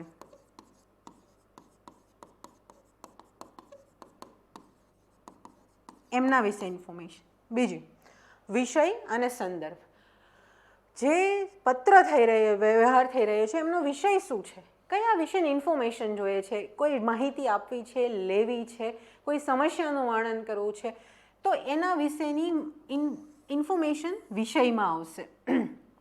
ધારો કે એવું કહીએ કે હોમ ડિપાર્ટમેન્ટ તરફથી બંદોબસ્ત માટે અમુક પોલીસની જરૂરિયાત છે, વધારાની અપોઇન્ટમેન્ટની જરૂરિયાત છે, તો એ બધી વસ્તુઓ જે ટૂંકમાં કહેવાની છે એ વિષયમાં આવશે. ત્યારબાદ સંદર્ભ. આ જે લેટર લખવામાં આવ્યો છે એનો સંદર્ભ શું છે, કારણ શું છે, એની ચર્ચા કરવાની. ત્યારબાદ માનનીય સાહેબશ્રી અથવા શ્રીમાન. હવે અહીંયા પણ જેમ ફોર્મલ લેટરમાં જય ભારત સાથે સવિનય જણાવવાનું કે આટલું લખ્યું. પછી તમે મુખ્ય વાતને યોગ્ય માનવાચક શબ્દો આપીને લખો. ત્યાર પછી મુખ્ય વાત લખો. પ્લસ અહીંયા પર્સનલ ટચ આપવાનો પ્રયત્ન ના કરો. મતલબ કે શરૂઆતમાં જેમ કીધું એમ ફોર્મલ લેટર છે, ફોર્મલ ભાષાનો ઉપયોગ કરો. પર્સનલ વાત કે પર્સનલ વાતનો ટચ પણ ફીલ ના થવો જોઈએ, એ ખાસ ધ્યાન રાખો. એમાં સ્પેસિફિકલી જ્યારે 2 કચેરીઓ વચ્ચે વાત થતી હોય ત્યાં. ત્યારબાદ સેકન્ડ પેરેગ્રાફ છે, કોઈ પણ કચેરી છે એ કચેરી, સરકાર, એમના વિભાગો, કંઈ પણ જે માહિતી, જે પત્ર છે એને લગતી કોઈ પણ ઇન્ફોર્મેશન હશે એ અહીંયા આવશે. અને ત્યારબાદ બિડાણ અને નકલ રવાના. બિડાણની વાત આપણે જોઈ લીધી કે બિડાણમાં શું આવશે. તો કે જરૂરી દસ્તાવેજો, રિપોર્ટ, ડોક્યુમેન્ટ્સ એની ચર્ચા કરવાની. નકલ રવાના આ એક બે ડિપાર્ટમેન્ટ વચ્ચે જ્યારે લેટર થતો હોય, લેટર એટલે કે પત્ર વ્યવહાર થતો હોય, ત્યારે નકલ રવાના કયા કયા બીજા વિભાગોમાં કરી છે એની ચર્ચા એના વિશે અહીં લખવામાં આવે છે. ત્યારબાદ અહીં લિખતિન કરી અધિકારીનો હોદ્દો એટલે કે કચેરીનું નામ અહીંયા લખવામાં આવે છે કે તમે કોને આ પત્ર મોકલી રહ્યા છો, કોને લખી રહ્યા છો. આ હતું ઔપચારિક પત્ર. ત્યાર પછી અમુક વેલ્યુ એડિશન, જેમાં અમુક શબ્દો છે જેમ કે ત્વરિત પ્રતિસાદ આપવું. જવાબ આપીએ છીએ, જવાબની જગ્યાએ પ્રત્યુત્તર લખીશું. ત્વરિત પ્રતિસાદ, તમારા તરફનો રિસ્પોન્સ. પછી મહત્વપૂર્ણ નોંધનીય છે કે આ કામગીરી માટે સમય મર્યાદા પૂર્ણ થવા પર છે તો ત્વરિત કાર્યવાહી કરવી.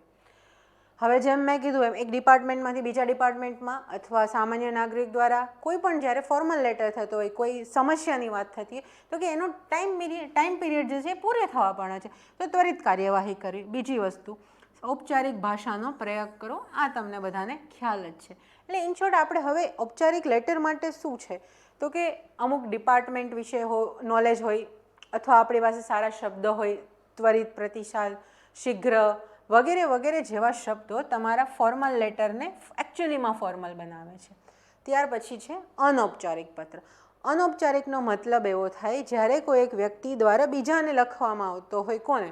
એમની આજુબાજુ સગાવાલા છે, તમારા રિલેટિવ્સ જે હોય, તમારા મિત્ર છે, આમને જ્યારે પત્ર લખવામાં આવતો હોય તો એને અનૌપચારિક પત્ર કહેવામાં આવે છે.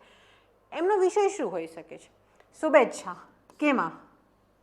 10મું પાસ થયું હોય, સારા પર્સન્ટેજે, કોમ્પિટિટિવ એક્ઝામમાં પાસ થયા હોય, સીએની એક્ઝામ પાસ થઈ, કાંઈ પણ હોય, સારી વસ્તુ થઈ છે એની શુભેચ્છા આપવી હોય, ખુશીથી હોય, કંઈ ખુશી શેર કરવી હોય, કોઈ જ્ઞાન હોય, સલાહ આપવી હોય. જેમ કે તમને એમ કે તમારા માતા પિતાને જે રિસન્ટ સમયમાં સાયબર ફ્રોડ વધી રહ્યો છે તો એમનું નોલેજ આપતું, સલાહ આપતો પત્ર લખો, તો એ અનૌપચારિક પત્ર થાય. બીજી વસ્તુ, અનૌપચારિક પત્રમાં લાગણીને વધારે મહત્ત્વ આપવામાં આવે છે. એટલે એટલું યાદ રાખજો કે જ્યારે અનૌપચારિક પત્ર હશે ત્યારે ફર્સ્ટ પેરેગ્રાફની અંદર આપણે ફક્ત લાગણીઓ સભર વાતો કરીશું, લાગણી સભર શબ્દોનો વિશેષ પ્રયોગ કરીશું. ત્યારબાદ પત્રને આકર્ષક બનાવવા માટે આપણે કહેવતો અને રૂઢિપ્રયોગોનો ઉપયોગ કરીશું. જેમ મેં આની પહેલાં પણ કીધું એમ કહેવતો અને રૂઢિપ્રયોગો ગુજરાતી ભાષાના અલંકાર છે. આપણે 20, 25, 30, 40 જેટલી તમારી કેપેસિટી કહેવતો, રૂઢિપ્રયોગો યાદ રાખીશું. ફક્ત યાદ રાખીશું નહીં, આપણે એને દરેક ફોર્મેટમાં પ્રયોગ પણ કરીશું, એનો યુઝ પણ કરીશું. એટલે આ વસ્તુઓ પણ તમે લખી શકો છો. બીજું, તમે તમારા ઈશ્વરનું સંબોધન પણ કરી શકો છો. ઘણી વખત અમુક વસ્તુઓ હોય જેના લીધે તમારો પત્ર બીજાથી અલગ પડતો હોય. અનૌપચારિક પત્ર છે, તમે જેમ કે જો કોઈ વ્યક્તિને આપણે એમ કીધું કે સફળ થયા છે, અભિનંદન આપતા, શુભેચ્છા આપતો પત્ર લખો. ઘણી વખત મોટિવેટ કરવા માટે પણ લખાતો. તો તમે તમારા ભગવાન છે, કોઈ માતાજીને માનતા હોય, કંઈ પણ એ વસ્તુ લખી શકો છો કે જેના લીધે એ પર્સનલ ટચ ફીલ થાય. જે રીતે ઔપચારિક પત્રમાં ના પાડી હતી એમ અનૌપચારિક પત્રમાં હું એવું કહું છું કે મેક્સિમમ એવા શબ્દો, એવા વાક્યોનો પ્રયોગ કરો કે જેના લીધે સામેવાળો વ્યક્તિ રિલેટ કરી શકે. ઓકે, બીજું શબ્દો, મિત્રને લખો છો બાળપણનો ભેરું, ઘરની લાડલી, તમારી બહેનને પત્ર લખતા હોઈએ, ઘરની રોનક, ભાઈ હોય કે બહેન હોય કે કાંઈ પણ વ્યક્તિ, આવા જેવા શબ્દોનો પ્રયોગ કરવો. અહીંયા બિડાણમાં શું આવશે તો કે બાળપણના ફોટા આપી શકાય છે, તમે લખી શકો છો. પત્રનો ઉદ્દેશ્ય કોઈ પણ હોય, ધારો કે એવું પણ હોય કે શુભેચ્છા આપો કે 12મા ધોરણમાં પાસ થયા, પણ એની સાથે પણ તમે બિડાણમાં બાળપણના ફોટા આપી શકાય છે કે જેના લીધે એક મેમરી સારી ક્રિએટ થાય. શુભેચ્છા મુજબ પુસ્તક પણ ભેટમાં આપી શકાય છે. તમે મોટિવેશનની જરૂર છે તો અબ્દુલ કલામને વિંગ્સ ઓફ ધ ફાયરવાળું જે છે, ગાંધીજી, પાટણની પ્રભુતા, XYZ જે પણ પુસ્તકો તમને સારા લાગતા હોય. ઘણીવાર એવું પણ બન્યું હોય કે આપણે આપણા વ્યક્તિગત જીવનમાં પણ ઘણા પુસ્તકો વાંચ્યા હોય અને આપણે બીજાને સજેસ્ટ કરવા માંગતા હોય તો એ પુસ્તક વિશે પણ લખી શકાય છે. અમુક વસ્તુઓ લખવી જેના લીધે આપણો પત્ર બીજા કરતાં અલગ પડે. હવે પાસ થયા છે, નો ડાઉટ સારા માર્ક્સ આવ્યા છે તો તમે એને શુભેચ્છાઓ આપશો જ, પરંતુ અમુક વસ્તુઓ શું એવી હશે કે જેના લીધે અલગ પડે. તો આ બધી વસ્તુઓ માઇન્ડમાં રાખવી અને એને લખવું તમારે. અમુક કન્ટેન્ટ છે, જો અભિનંદન અથવા શુભેચ્છાની વાત હોય, અભિનંદન આપો છો, હા, આભ ભરીને અભિનંદન. આ વિશેષણનો વિશેષ પ્રમાણમાં પ્રયોગ કરવાથી શું થશે, તમારો પત્ર એકચ્યુઅલી ગુજરાતી ભાષાનો લાગશે, જીએસ નહીં લાગે. આભ ભરીને અભિનંદન. હવે કોઈ કોમ્પિટિટિવ એક્ઝામમાં પાસ થયા હોય, ધારો કે કોઈ સીએ બને, કંઈ પણ, તો તમે એમ શું કહી શકો કે હા, તમારું નાનપણનું સ્વપ્ન આજે પૂર્ણ થયું છે. આ જ્યારે લખો ને, જે હું પર્સનલ ટચની વાત કરું છું ને, એ અહીંયાથી જ આવે કે તમે એ વ્યક્તિ સાથે નાનપણથી રહેલા છો, તમે નાનપણથી એમને એ સ્વપ્ન સેવતા, એની માટે મહેનત કરતા જોયેલા છે, ત્યારે એ આજે સ્વપ્ન પૂર્ણ થયું છે. બીજું, ઘરમાં ખુશીનો માહોલ આવે, નો ડાઉટલી, તો તમે શું લખશો કે પાનખરમાં વસંત ખીલે તેમ ખુશીઓ ખીલી હશે.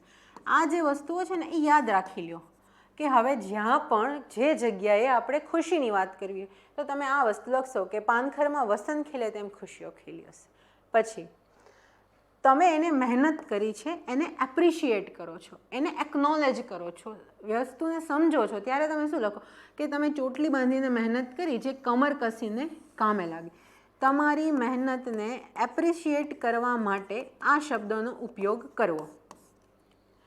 પછી કોઈ વ્યક્તિ સફળ થયું છે, સિદ્ધિ તેને જય વરે જે પરસેવે નાય, આ કહેવતને તમે ખરા અર્થમાં ચરિતાર્થ કરી છે. તમે વિચારો, ખાલી આ કહેવતથી તમે પત્રની શરૂઆત કરી હોય ઇન્ફોર્મલની, તો ચેક કરવાવાળાના માઇન્ડમાં શું થાય કે ઓ બાપરે, કેટલું મસ્ત લખ્યું છે, કે અભિનંદન આપવું છે, કોઈ સફળતા મળી છે, તો કે આ કહેવત તો તમે ખરા અર્થમાં ચરિતાર્થ કરી છે. પછી નિષ્કામ કર્મયોગના સિદ્ધાંતને ખરા અર્થમાં તે તારા જીવનમાં ઉતાર્યો છે, એ તારી સફળતા ઉપરથી જોઈ શકાય છે. આજે તું નહીં, પરંતુ તારું રિઝલ્ટ બોલે છે, એ વસ્તુ આપણે નહીં. હવે જ્યારે નિષ્કામ કર્મયોગની વાત આવે તો શ્રી કૃષ્ણ ભગવાન વિશે લખી શકો, જેમ મેં આગળ કીધું, તમે તમારા ઈષ્ટદેવનું, ઈશ્વરનું નામ મેન્શન કરી શકો છો.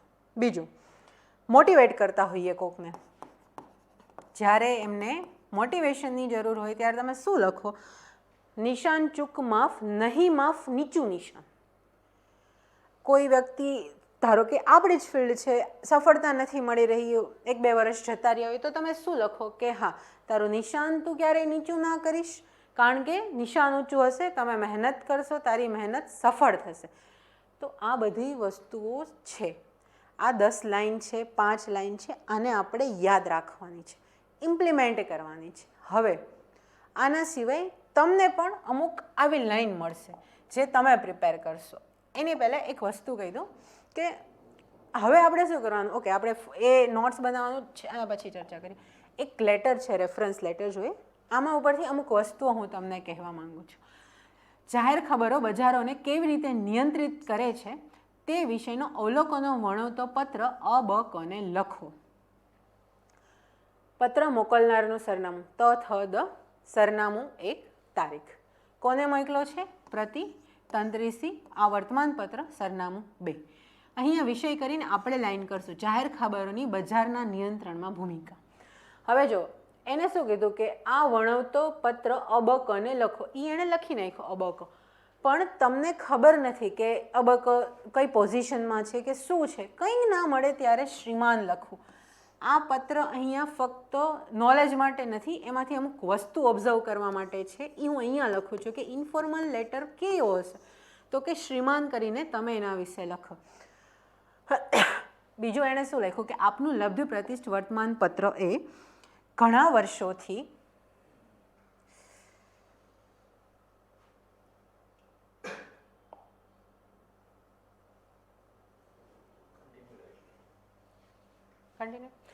આપનું લબ્ધ પ્રતિષ્ઠિત વર્તમાનપત્ર ઘણા વર્ષોથી પત્રકારિતા ક્ષેત્રમાં સારું કામ કરી રહ્યું છે. વર્તમાનપત્રો પ્રજાના પ્રશ્નોના પડઘા ઝીલે છે અને તેની સમાજ સામે અચૂક રજૂ કરે છે. આ 2 લાઈન જે છે ને એ નોટ ડાઉન કરી લેજો. ટોપર્સ કોપીને 10 વાર ના જોવાની હોય. એક ટોપર્સ કોપી લીધી હાથમાં, તમે જોયું, શાંતિથી વાંચ્યું, જે શબ્દો, જે વસ્તુઓ આપને લાગુ પડતી હોય એને નોટ ડાઉન કરીને આગળ વધી જવાનું. અહીંયા એક એ અપ્રોચ પણ શીખજો. આ તો પછી ઘણા વિદ્યાર્થીઓ કરતા હોય, જ્યારે એક્ઝામ આવે ને ત્યારે એ બધી જ પાછી ટોપર્સ કોપી ખોલે, 20 હોય 25 હોય. નહીં, આપણે એવું નથી કરવાનું.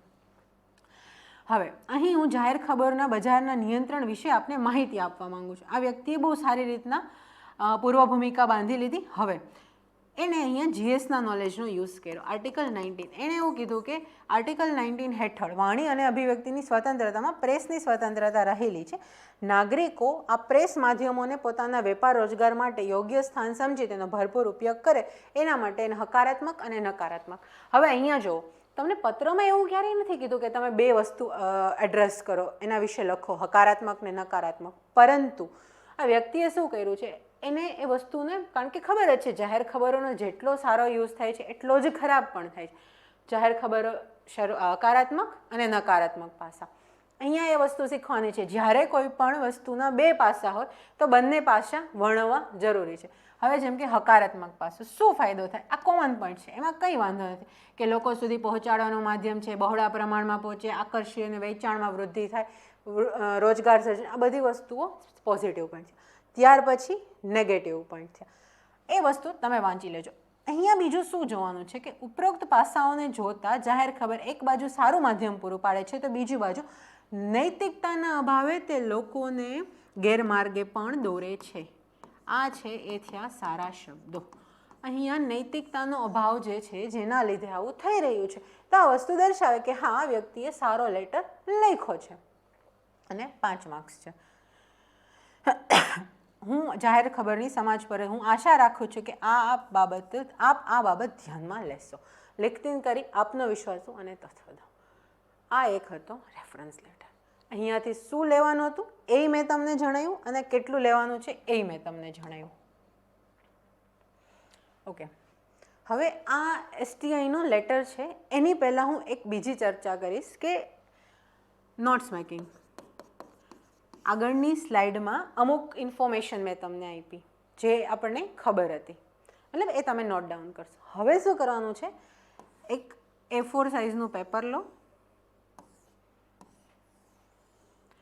અહીંયા લખો ઔપચારિક પત્ર, અનૌપચારિક પત્ર.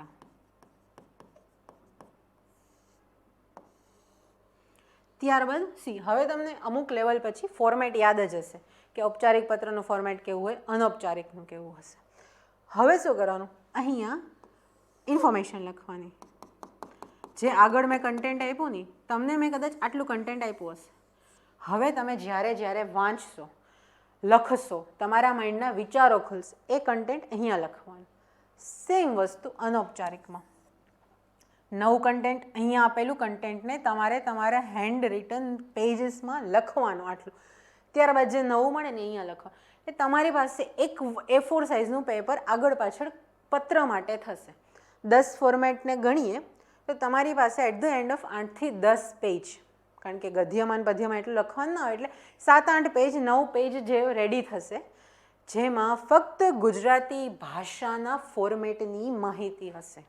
તમે વિચારો કે હવે જ્યારે તમે પત્ર લખો એક્ઝામમાં, તમારી પાસે આ 2 જ પેજ યાદ રાખવાના છે, 2 જ પેજ માઇન્ડમાં આવવા જોઈએ અને 2 પેજમાંથી સારા શબ્દો ત્યાં જઈને 2 પેજમાં લખવાના છે.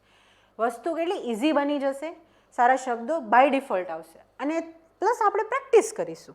એટલે આના લીધે શું ફાયદો થશે, ઘણીવાર આપણે ખબર જ નથી હોતી કે નોટ્સમાં શું બનાવવું. હવે નોટ્સ બનાવો છે એમાં પછી ફોર્મલ લેટરનું ને ઇન્ફોર્મલનું ફોર્મેટ ના લખવા જોઈએ, કારણ કે એ વસ્તુ કદાચ તમને ભૂલાઈ ગઈ તો તમે આ PPT ખોલીને રિવાઇઝ કરી શકો છો.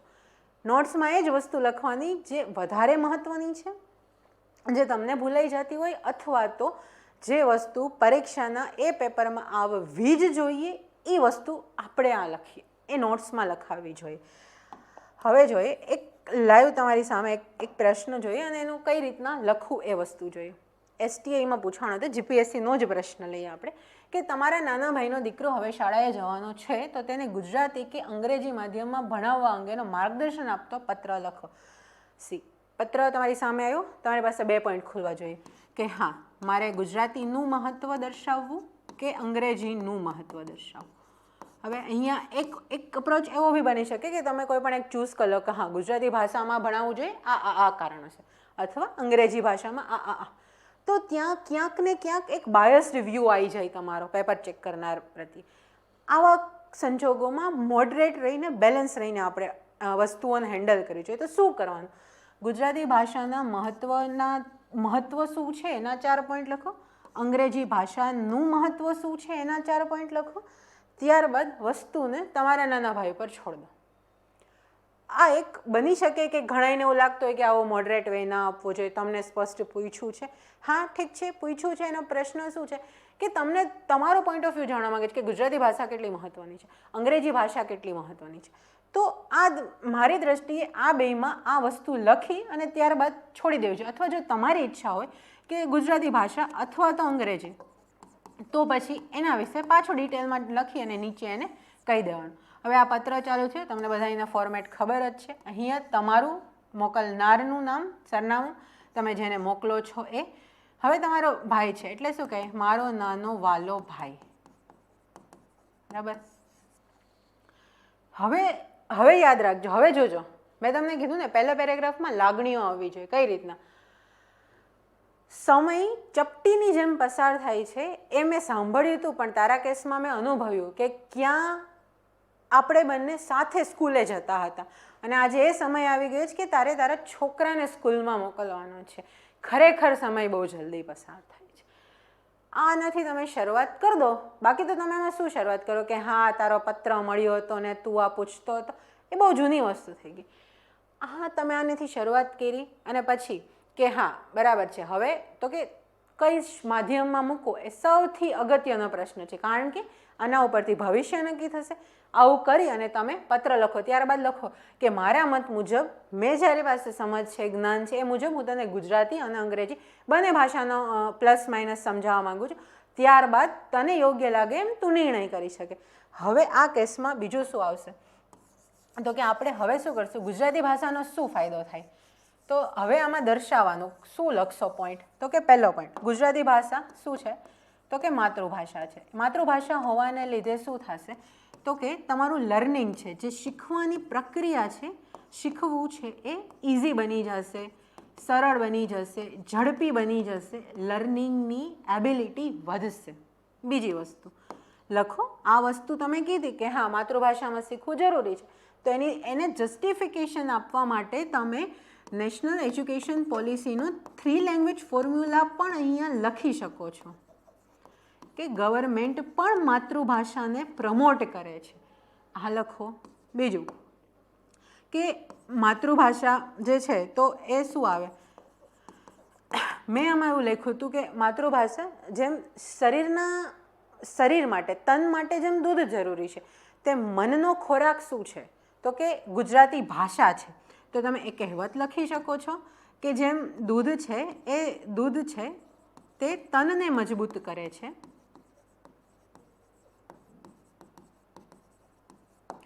તે રીતે માતૃભાષા મનને મજબૂત કરે છે. નો ડાઉટ તમારો પોઈન્ટ થઈ ગયો, તમારો સારા શબ્દો આવી ગયા. તો આ ગુજરાતી ભાષા વિશે નોલેજ હોય તમે લખી શકો છો. બીજી વસ્તુ, ગુજરાતી ભાષામાં શીખવું સરળ બને છે. અને હવે એવું લખો કે આપણા PM દ્વારા પણ સપોર્ટ કરવામાં આવે છે. અનેક ફાયદાઓ છે ગુજરાતી ભાષાના, લખી નાખ્યા. બીજી વસ્તુ, હવે અંગ્રેજી ભાષાનું મહત્ત્વ દર્શાવો કે અંગ્રેજી ભાષામાં મૂકવાથી શું ફાયદો થશે. અને ઘણીવાર તમે હજી બીજાને એક્ઝામ્પલ પણ આપી શકો કે જેમણે માતૃભાષામાં રહીને જ શિક્ષણ પૂરું કર્યું હોય, દેશ વિદેશમાં બહુ સારી નામના કરી હોય, ગુજરાતના સક્સેસફુલ લોકોનો એક્ઝામ્પલ આપી શકો છો. હવે ઇંગ્લિશ ભાષા, અંગ્રેજી ભાષાનો શું ફાયદો થશે? તો કે જે ટેકનોલોજી બદલાઈ રહી છે, AI છે, વોટેવર નવી ટેકનોલોજી છે, સમય બદલાઈ રહ્યો છે, તો એ મુજબ અંગ્રેજી ભાષા શીખવી જરૂરી બની રહી છે. તમારામાં પ્રોફિશન્સી હશે ઇંગ્લિશ લેંગ્વેજમાં તો તમારામાં એક અલગ લેવલનો કોન્ફિડન્સ આવશે, વર્કિંગ ઓપોર્ચ્યુનિટી ઇન્ટરનેશનલ લેવલે વધી જશે. આવા એના અંગ્રેજી ભાષાના ફાયદા છે.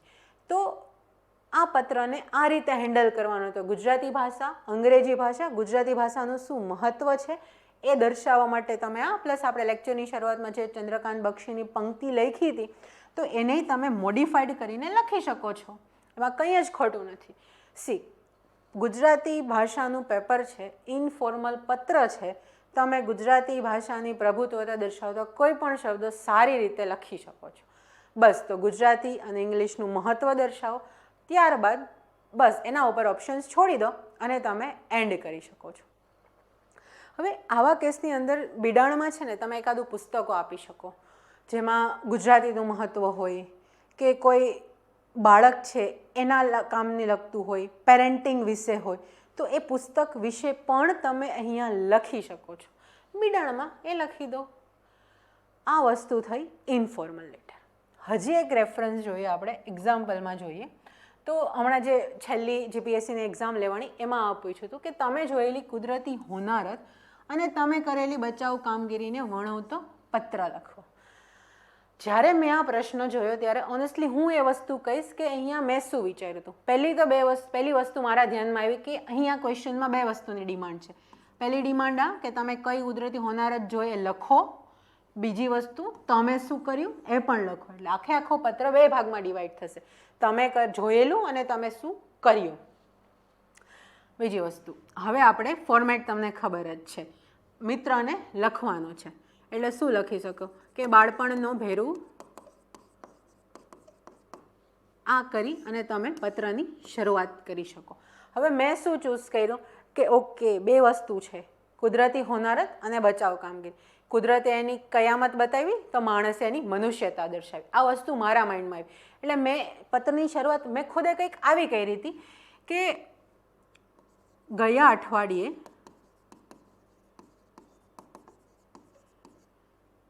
અમારા વિસ્તારમાં જ્યારે કુદરતે તેની કહેર વર્ષાવી હતી, જુઓ કહેર વર્ષાવી હતી ત્યારે અમે અમારી મનુષ્યતા, માનવતા અથવા તો માણસાઈ દર્શાવી, જે તે મતલબ કે જેને તે ન્યૂઝપેપરમાં એટલે સમાચારમાં જોઈ જ હશે, જોયું જ હશે કે વાવાઝોડું અને વરસાદે માઝાઓ મૂકી હતી. હવે આ તમારી સામે આ 3 લાઈન લખવાનો ઉદ્દેશ્ય એ હતો કે કુદરતે કહેર વર્ષાવી, આ એક શબ્દ આવ્યો. બીજું, મનુષ્યતા અમે દર્શાવી.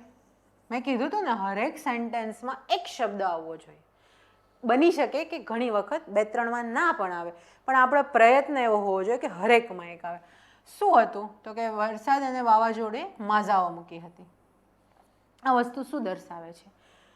અહીંયાથી મેં શરૂઆત કરી. તમારે ગુજરાતી ભાષાનું થઈ ગયું, આ વસ્તુ થઈ. પછી હવે બીજું મારું શું હતું કે તમે જોયેલી કુદરતી હોનારત. તો આપણે એના વિશે શું લખીશું તો કે એક તરફ વાવાઝોડું અને બીજી બાજુ અવકાશમાંથી પાણીની રેલમછેલ હતી. બીજું એટલે તમે એવું દર્શાવી દીધું કે કુદરતી આફત શું હતી તો કે વાવાઝોડું હતું અને વરસાદ હતો, એટલે પૂરની સ્થિતિ આવવાની જ છે. મકાનો તો ભરમાં પડતા હતા. પછી તમે પવન ફૂંકાતો હોય તો કે પવનની ઝડપ તો મેં આટલી ક્યારેય અનુભવી જ નથી.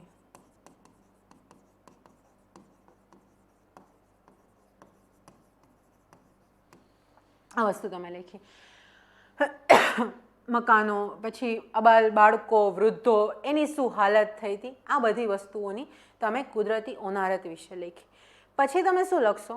હવે જ્યારે બીજા પેરેગ્રાફમાં શિફ્ટ થવાનું હતું કે તમે કરેલી બચાવ કામગીરી, ત્યારે એવું શિફ્ટ એવી રીતના થાવ કે કુદરતની આ કહેર સામે મેં માનવતાનો જલતો દીપક જોયો હતો.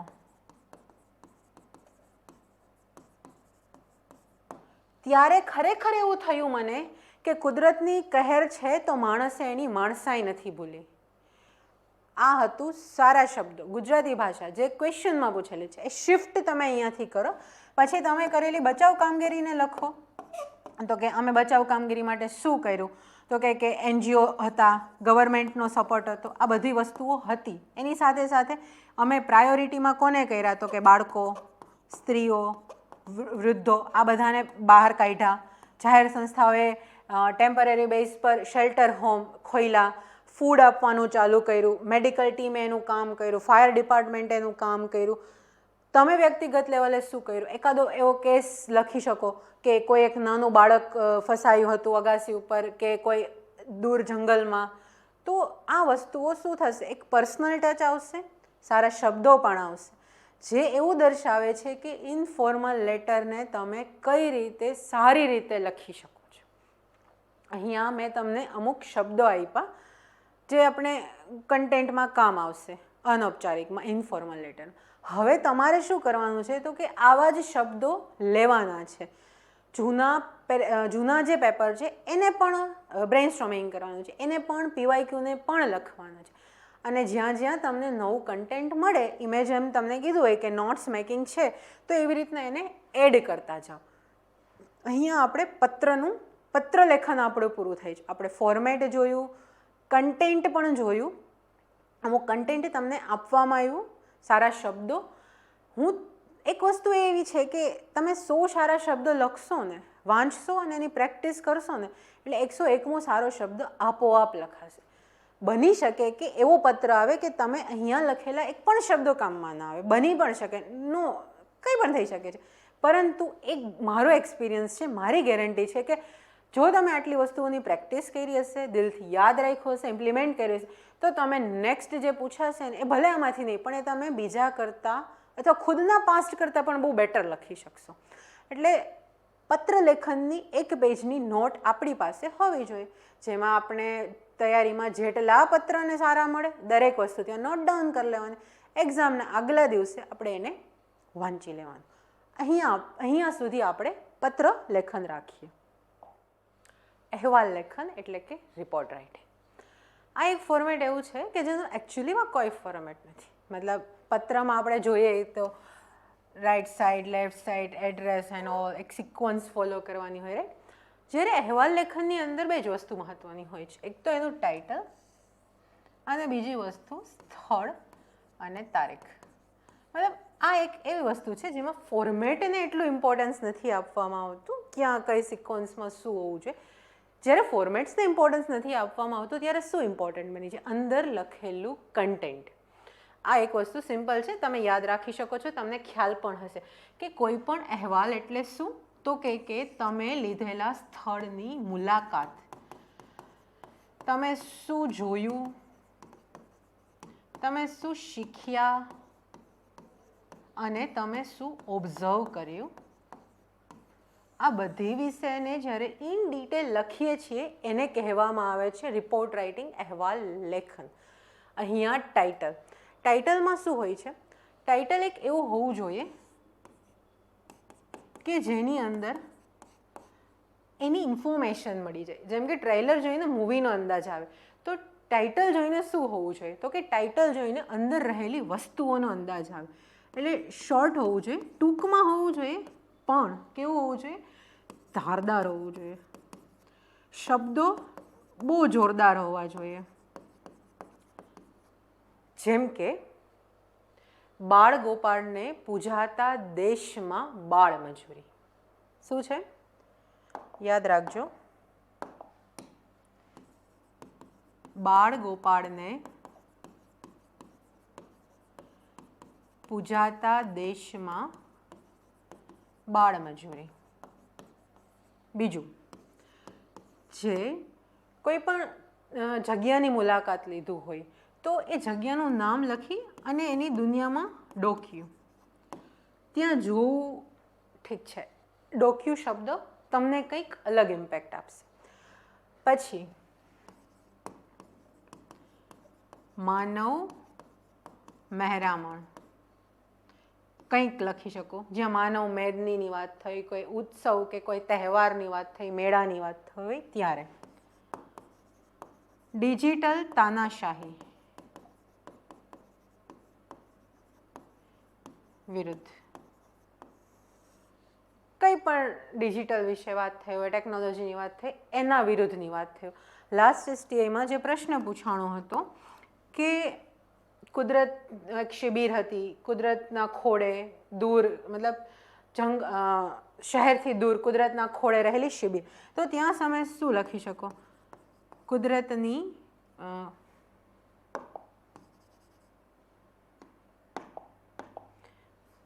ત્યાં તમે શું લખી શકો? તો કે કુદરતની દુનિયામાં ડોક્યું.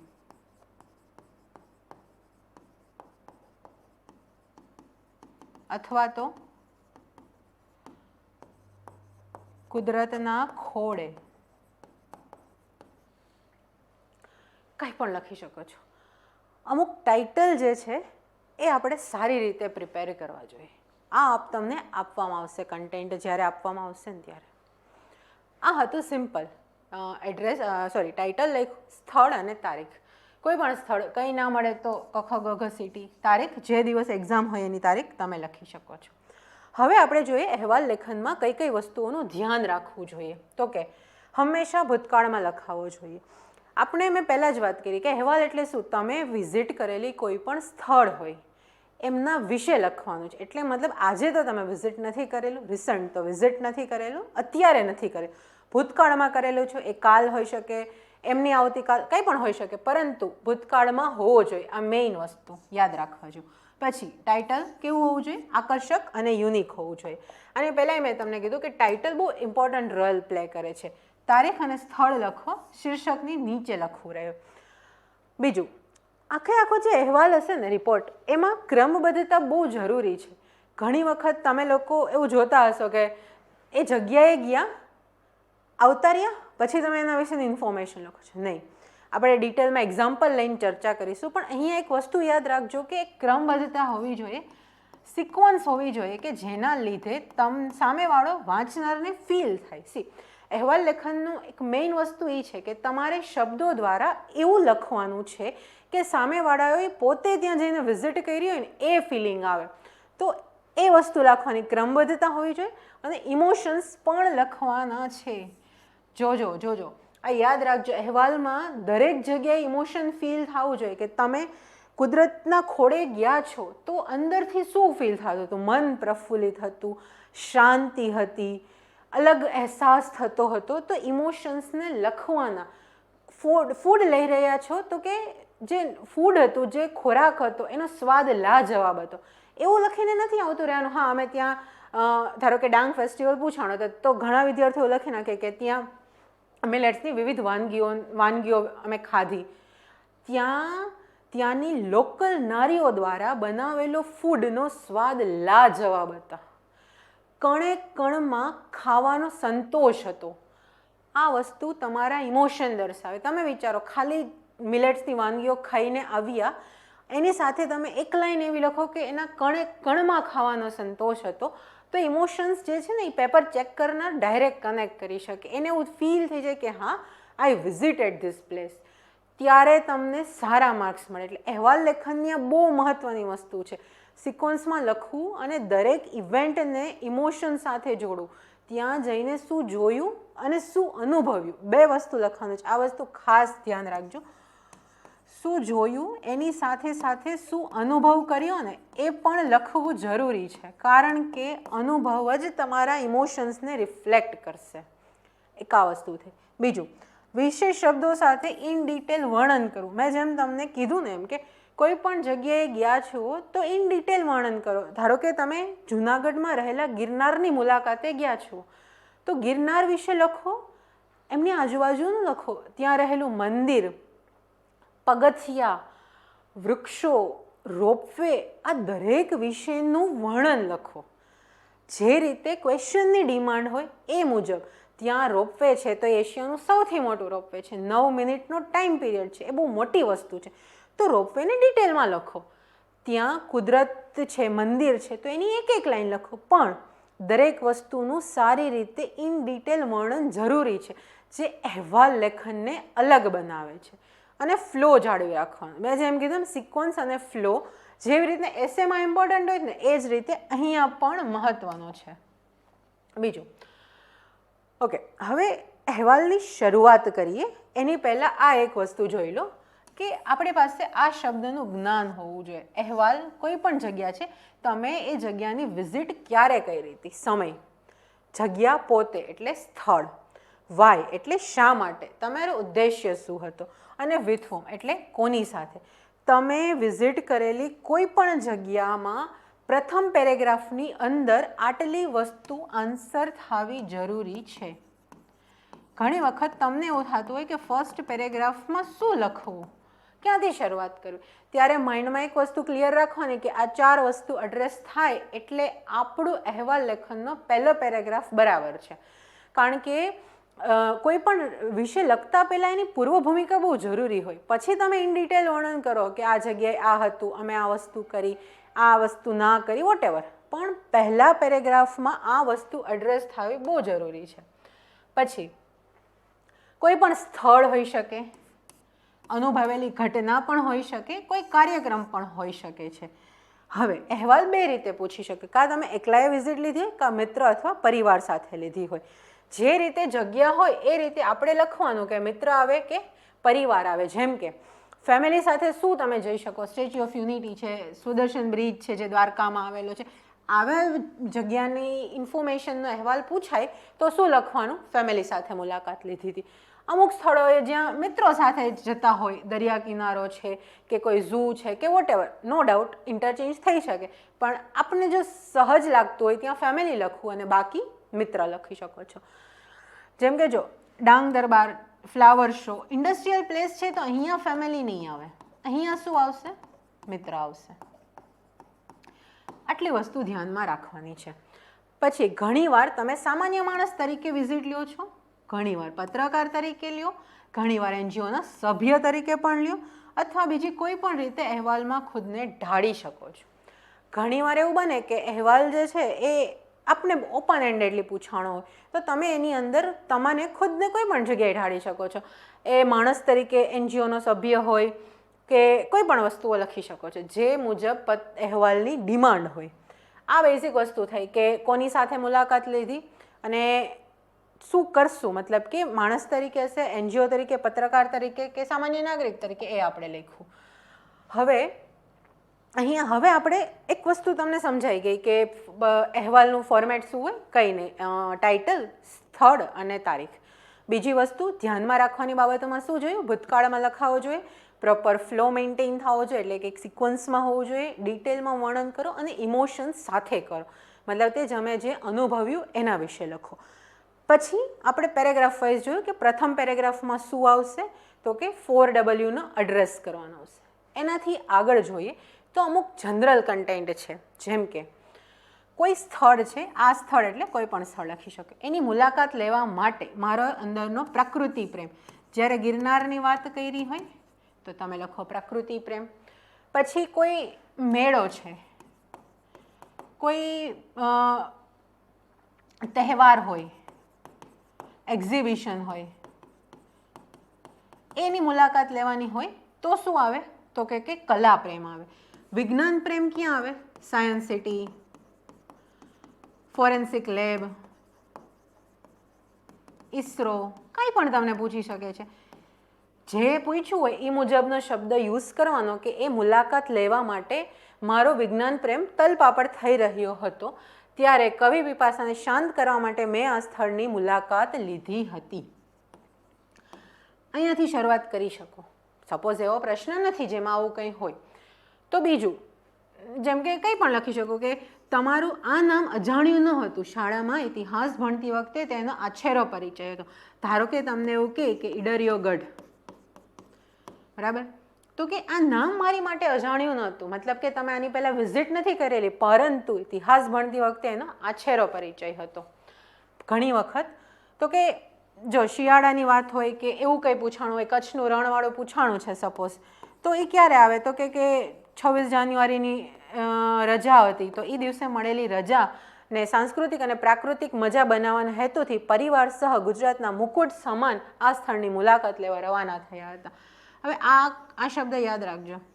તમને દ્વારકા વિશે પૂછે, અંબાજી વિશે પૂછે, કે પછી કચ્છના રણ વિશે કે કોઈ પણ પ્રવાસન સ્થળ સ્ટેચ્યુ ઓફ યુનિટી વિશે પણ પૂછ્યું હોય તો તમે આ શબ્દ યુઝ કરી શકો કે ગુજરાતના મુકુટ સમાન આ સ્થળની મુલાકાત લીધી હતી.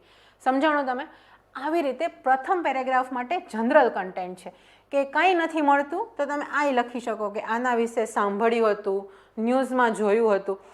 જેમ કે હમણાં પેલું આપણે શું કહે સ્ટેડિયમ બન્યું હતું લોથલમાં મેરીટાઈમ મ્યુઝિયમવાળું, તો એના વિશે લખવું હોય તો તમે શું લખી શકો કે હા આમના વિશે ન્યૂઝમાં ઘણી વખત ઘણું સાંભળ્યું હતું, ત્યારે વિશેષ મુલાકાત લેવાનું તલપાપડ થયું, મનમાં ઈચ્છા જાગી અને અમે આ સ્થળની મુલાકાત લીધી.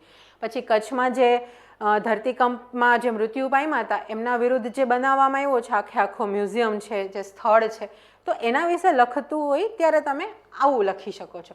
એટલે આમાંથી ત્રણમાંથી જે લાગુ પડતું હોય એનાથી શરૂઆત કરી અને આપણા 4W આન્સર કરો એટલે તમારો પહેલો પેરેગ્રાફ શોર્ટ. હવે બીજું તો આપણે શું અમુક કન્ટેન્ટ છે, જેમ કે મેં તમને કીધું કે ગ્રામીણ નારીઓના હાથથી બનાવેલા ફૂડનો સ્વાદ લાજવાબ હતો. કચ્છનું રણ પૂછાણું હોય, ડાંગ દરબારનો મેળો પૂછાણો હોય, કંઈ પણ પૂછાણું હોય, શું લખશો તો કે ગ્રામીણ નારીઓ ત્યાંની લોકલ પબ્લિક દ્વારા જે બનાવવામાં આવ્યું હતું એ ફૂડ લાજવાબ હતું. પછી કુદરતી સ્થળ ગિરનારની વાત કરી હોય તો ત્યાં શું લખો કે ત્યાં રહેલા વાદળો અમને કહી રહ્યા હતા કે બડી દૂર સે આયે હો. આ વસ્તુઓ અહેવાલ લેખનને અલગ મોડ આપશે. પછી વાતાવરણનો સ્પર્શ આત્મા સુધી ઊંડો ઉતરતો હતો. તમે એવું લખી શકો કે કચ્છનું રણ એ ભૂમિ પર પગ મૂકવાની સાથે એ જે સ્પર્શનો અનુભવ હતો એ હૃદયના આત્મા સુધીનો હતો. તો કેટલી અલગ ઇમ્પેક્ટ પામે. આ જે છે ને આ શબ્દો તમારા ઇમોશન્સ દર્શાવે છે, તમે શું અનુભવો છો ને એ દર્શાવે છે. આગળ જોઈએ, અબાલ વૃદ્ધ સૌ કોઈને મુક્ત કરી દે તેવા દ્રશ્યો હતા. આ વસ્તુ એવું દર્શાવે છે કે બાળકથી લઈ વૃદ્ધો સુધી દરેકને આકર્ષિત કરે એવું આ સ્થળ હતું. સ્ટેચ્યુ ઓફ યુનિટીની વાત કરવી હોય તો એ લખો તમે કે અબાલ વૃદ્ધ સૌ કોઈને આકર્ષિત કરી દે તેવા દ્રશ્યો હતા. આંખોની શીતળતા, કુદરતી સ્થળ હોય ત્યાં લખો સંતો અને સુરાઓની ભૂમિ એવા ગર્વ ગિરનાર. શ્રી સંત અને સુરાઓની ભૂમિ. હવે ગિરનાર વિશે લખો છો તો તમે આવું લખી શકો કે સંત અને સુરાઓની ભૂમિ એવા ગરવા ગિરનારની અમે મુલાકાત લીધી હતી. વિડીયો દસ્તાવેજીકરણ, આ અમુક એવા શબ્દો છે જે તમને તમારા કોઈ પણ રિપોર્ટ પૂછાય એમાં તમે લખી શકો છો, મોલ્ડ કરીને લખી શકો છો. હજી જોઈએ, જેમ કે એક્ઝામ્પલ છે સ્ટેચ્યુ ઓફ યુનિટી. હવે તમને ખબર છે કદાચ સ્ટેચ્યુ ઓફ યુનિટી ના પૂછાય, બની શકે ના પૂછાય અથવા જે બી હોય, તો આપણે આના ઉપરથી એવું શીખીશું કે આની જેમ બીજું કંઈ પૂછાય તો તમે શું કરશો. પહેલી વસ્તુ ધ્યાનમાં રાખો, સંકલ્પથી સિદ્ધિનું અનેરું ઉદાહરણ એટલે સ્ટેચ્યુ ઓફ યુનિટી. આ સ્થળની મુલાકાત મેં મારા પરિવાર સાથે લેવાનું નક્કી કર્યું. મિશન લાઈફ માટે એકતાનગર વિચાર ઉદ્દીપકનું કેન્દ્ર છે. હવે મેં જેમ તમને કીધું એમ તમે કોઈ જગ્યાએ જાઓ છો તો એ એક સ્ટેચ્યુ ઓફ યુનિટી, એક સરદાર પટેલ સાહેબની જે મૂર્તિ છે એના સિવાય પણ દરેક વસ્તુનું વર્ણન થોડું થોડું કરવું જરૂરી બને. તો ત્યાં રહેલું એકતાનગર શું છે તો કે મિશન લાઈફ માટેના વિચાર ઉદ્દીપકનું કેન્દ્ર છે. એકતાનગર ભારતની યુનિટીનું કેન્દ્ર છે. હવે જો સરદારની પ્રતિમા ફક્ત પ્રતિમા નથી, જીવન અને એક ભારતના નિર્માણમાં તેમના યોગદાન થકી એક ભારત શ્રેષ્ઠ ભારતની ઝાંખી કરાવે છે. જે યુનિટીની વાત કરી, એક ભારત શ્રેષ્ઠ ભારતની ઝાંખી કરાવે છે. સશક્તિકરણ, એકતા અને સમાવેશિકતાનો સંદેશો આપે છે. આ વસ્તુને તમે એન્ડ પેરેગ્રાફમાં લખી શકો કે અંતે જ્યારે અમે સ્ટેચ્યુ ઓફ યુનિટીની પરિસરની બહાર નીકળતા હતા ત્યારે એવું થયું કે આ સ્થળ ખરેખર સશક્તિકરણ, એકતા અને સમાવેશિકતાનો એક અનોખો સંદેશ આપે છે અને એ ભાવ સાથે અમે ત્યાંથી જવા રવાના થયા. તમે વિચારો એની શું ઇમ્પેક્ટ હશે. આ 4 જ શબ્દો, 4 જ લાઈન છે, 4 જ વાક્યો છે, પરંતુ જ્યારે તમે એને મોલ્ડ કરીને અહેવાલમાં ક્યાંક ને ક્યાંક ફિટ કરશો ને તો એ અહેવાલ આખો અલગ જ દેખાશે. હવે આવું હજી એક એક્ઝામ્પલ આપણે જોઈએ કે મોઢેરાનું સૂર્ય મંદિર, બરાબર. ધારો કે આ પૂછાણું તો તમે શું લખશો? જે સિમ્પલ ત્યાં રહેલું ઐતિહાસિક રીતના હિસ્ટ્રીનું મહત્વ તમને ખબર છે. અલગ શું લખીશું જેના લીધે ગુજરાતી ભાષા દેખાય? તો એમાં લખો કે સૂર્યની જેમ વિકાસનો પ્રકાશ સમગ્ર રાજ્યમાં ફેલાયેલો છે. મોઢેરાનું સૂર્ય મંદિર છે, ત્યાંનું સોલાર વિલેજ છે, એટલે સૂર્યની જેમ એ મંદિરનો, એ સ્થળનો, એ ગામનો વિકાસનો પ્રકાશ જે છે એ સમગ્ર રાજ્યમાં ફેલાયેલ છે, બરાબર. રિન્યુએબલ એનર્જીનું અનોખું ઉદાહરણ છે.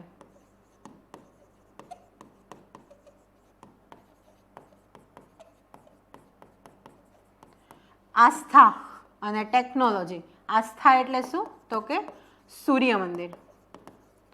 ટેકનોલોજી એટલે શું? Solar village. તમે આ વસ્તુ ગમે ત્યાં લખી શકો છો.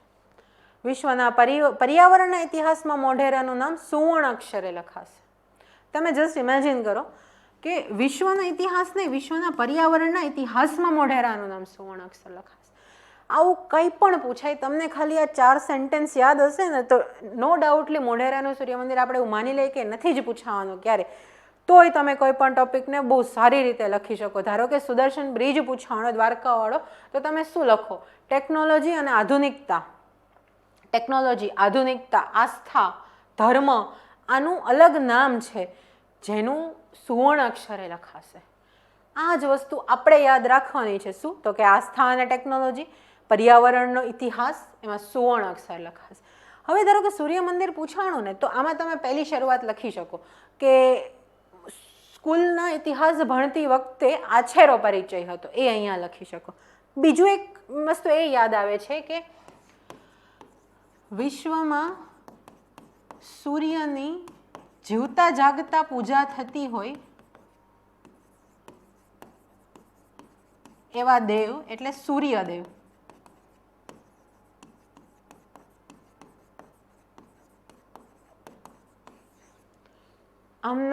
આના વિશેનું મંદિરની અમે મુલાકાત લીધી. બસ હવે 4 થી 5 સ્ટેટમેન્ટ છે, યાદ રાખી લો. કોઈ પણ ટોપિક પૂછાય આપણે એને હેન્ડલ કરી શકીએ છીએ. બીજી વસ્તુ, કોઈ પણ પેરેગ્રાફ અહેવાલ જ્યારે પૂરો થતો હોય ત્યારે આપણે શું લખીશું? જેમ કે 7 વાગે, છેવટે 7 વાગે અમે સૌ નાસ્તો કરીને તમામ અમૂલ્ય માહિતી અને નિરીક્ષણોના ખજાનાને અમારા સ્મૃતિપટ પર કંડારીને ઘર તરફ જવા રવાના થયા હતા. અંત થઈ રહ્યો છે, શું કહેવાનું છે? મુલાકાત કેવી હતી? તો કે મુલાકાત મૂલ્યવર્ધક હતી. જ્યારે ધારો કે તમે એવા સ્થળની મુલાકાત લીધી હોય જ્યાં તમને ઇન્ફોર્મેશન મળી હોય, તો મુલાકાત મૂલ્યવર્ધક હતી. પછી ધારો કે મોઢેરાનું સૂર્ય મંદિર હતી, તો શું કહેવાય? તો કે જ્ઞાનવર્ધક, આસ્થાપૂર્ણ,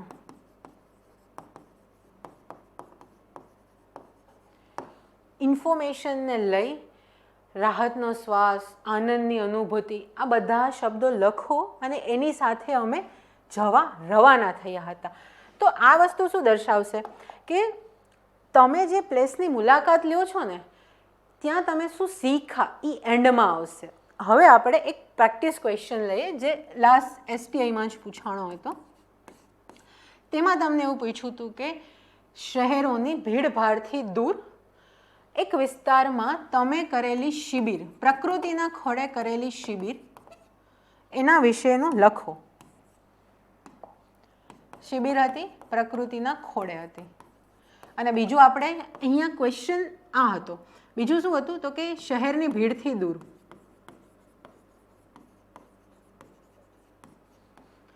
હવે આને આપણે લખવાનો હોય તો કઈ રીતે લખીએ એ આપણે નક્કી કરીએ. હવે જો પહેલું તો આવશે ટાઇટલ. ટાઇટલમાં શું આવશે? તો કે કુદરતના ખોળે વિતાવેલા દિવસો, અથવા તમને જે માઇન્ડમાં આવે. પછી સ્થળનું નામ અને તારીખ. આ વસ્તુ પૂરી થઈ. હવે ફર્સ્ટ પેરેગ્રાફ. ફર્સ્ટ પેરેગ્રાફમાં તમે શું લખી શકો? તો કે આપણે જે 4W ને આન્સર કરવાના છે. તો કે ક્યારે? ગયા મહિને. ક્યાં? તો કે અમદાવાદથી 120 કિલોમીટર દૂર આવેલું જે પ્રાકૃતિક સ્થળ છે ત્યાં અમે દિવસો વિતાવ્યા હતા. 10 દિવસની એ મુલાકાત હતી, શિબિર હતી. અને આ શિબિર છે, એકલા જવું વધારે સારું લાગે, તો અહીંયા આપણે એવું લખીએ કે મેં એકલાએ આ અનુભૂતિ કરી હતી. વિઝિટ કરવા કરતાં અનુભૂતિ કરી હતી. હવે આ થઈ ગયો પહેલો પેરેગ્રાફ. સેકન્ડ પેરેગ્રાફમાં શું આવશે? તો હવે તમે વિચારો, તમે શહેરથી દૂર જઈ રહ્યા છો, વિચારવાની વસ્તુ છે. પ્રકૃતિના ખોળે છે એટલે શું હોય? એક તો પવન હશે, સિમ્પલ, વૃક્ષો હશે, આકાશ છે તેમાં પક્ષીઓ હશે, પછી શહેરની ભીડથી દૂર છે તો બની શકે કે નદીઓ હોય કે પછી કંઈ નહીં તો ઘાસ, પથ્થર, આ બધી જે વસ્તુઓ હોઈ શકે છે. આકાશ, આટલી વસ્તુ માઇન્ડમાં એવી મારા. તો હું શું લખું? એ શિબિરના સ્થળે પ્રવેશતાની સાથે ત્યાંનો પવન, પવન વિશે શું લખશો? અલગ જ આહલાદક અને મનને ખોલી દે, અચાનક અલગ અનુભવ કરાવે ત્યાંનો પવન તેવો હતો.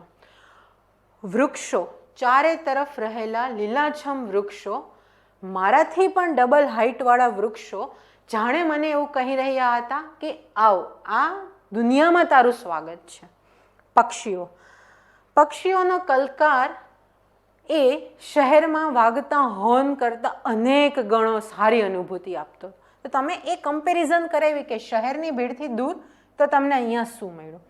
નદીઓનો ખડખડ વહેતું પાણી, એ પાણીમાં રહેલી તાજગી મને આરોના કોલ્ડ વોટર કરતાં પણ અનેક ગણી શાંતિ આપતું હતું. ખુલ્લું આકાશ અને ધરતી, આ અનુભવ એક અલગ જ હતો. તો સેકન્ડ પેરેગ્રાફમાં તમે આ વસ્તુ મેન્શન કરી. થર્ડ પેરેગ્રાફ અથવા આગળ જેમ વિચારીએ તો તમે શું આવે તો કે ત્યાં તમે શું વિઝિટ કર્યું, તમે શું પ્રવૃત્તિ કરી. થર્ડ અથવા ફોર્થ પેરેગ્રાફમાં પ્રવૃત્તિઓ આવે. તો શિબિર છે તો તમે શું એક્સપેક્ટ કરી શકો? તો કે ત્યાંના ગુરુ દ્વારા જે જ્ઞાન આપવામાં આવતું હતું, બરાબર, એ જ્ઞાન મળ્યું. એ જ્ઞાનથી તમને શું ફાયદો થયો એ લખો. તમને શું અનુભવ થયો એ લખો. બીજી વસ્તુ, આ જે હતું કે ત્યાં કઈ પ્રવૃત્તિ કરી, તો કે સવારમાં એ સેશન હતું, યોગ, પ્રાણાયામ, કુદરતના ખોળે ચાલવું. બીજી વસ્તુ, મૌન ધારણ કરાવવામાં આવ્યું હતું. તો આ મૌન ધારણ કર્યું. હવે મૌન ઉપર આવીને તમે એવું નહીં લખી શકો કે 10 દિવસ અમે મૌન પાડ્યું, એનો આનંદ આહલાદક હતો. નહીં, અહીંયા થોડુંક રિયલ લખીશું કે પ્રથમ દિવસ અઘરો હતો, પરંતુ જેમ જેમ દિવસો પસાર થયા ગયા તેમ તેમ મૌન એક સાધનાની અનુભૂતિ આપતું હતું. તમે એક એક શબ્દ જોવો, આવું તમને ક્યારેય તમે નહીં વિચાર્યું હોય અથવા ક્યારેય સાંભળ્યું નહીં હોય કે બ્રેઇન સ્ટોમિંગ કરીએ. હવે ક્લાસ 3ના પેપરમાં આરામથી ઇનફ ટાઈમ હોય છે, તો તમે વિચારો કે ઓકે શિબિર છે, યોગ કર્યો, પ્રાણાયામ કર્યો. યોગથી શું કર્યું? તો કે અહીંયાથી મેં એવું નક્કી કર્યું કે હું દરરોજ યોગ કરીશ. હરેક વસ્તુને હરેક ઇમોશન સાથે કનેક્ટ કરો. કુદરતના ખોળે ચાલવાનો એ અનુભવ કેવો હતો? જેમાં તન અને મનને જોડતો એ અનુભવ હતો કે જેમાં હું ચાલી રહ્યો હતો કે ચાલી રહી હતી, એ દરેક ક્ષણ મને જીવિત લાગતી હતી. તો આ જે ખોળે ચાલી રહ્યા હતા એની દરેક ક્ષણ કેવી હતી? તો કે દરેક ક્ષણ જીવિત હતી. કુદરત કણે કણમાં છે એ વસ્તુનો અનુભવ હતો. સિમ્પલ છે, તમે આટલું રહ્યા. પછી આટલું બધું શીખ્યા, બધી પ્રવૃત્તિઓ કરી. એન્ડ પેરેગ્રાફમાં શું આવે? હવે એન્ડમાં તમે જનરલી આપણો પોતાનો અનુભવ લખવાનો, તો અહીંયાથી તમે શું લખ્યા? તો કે આવી શિબિર કરતી રહેવી જોઈએ.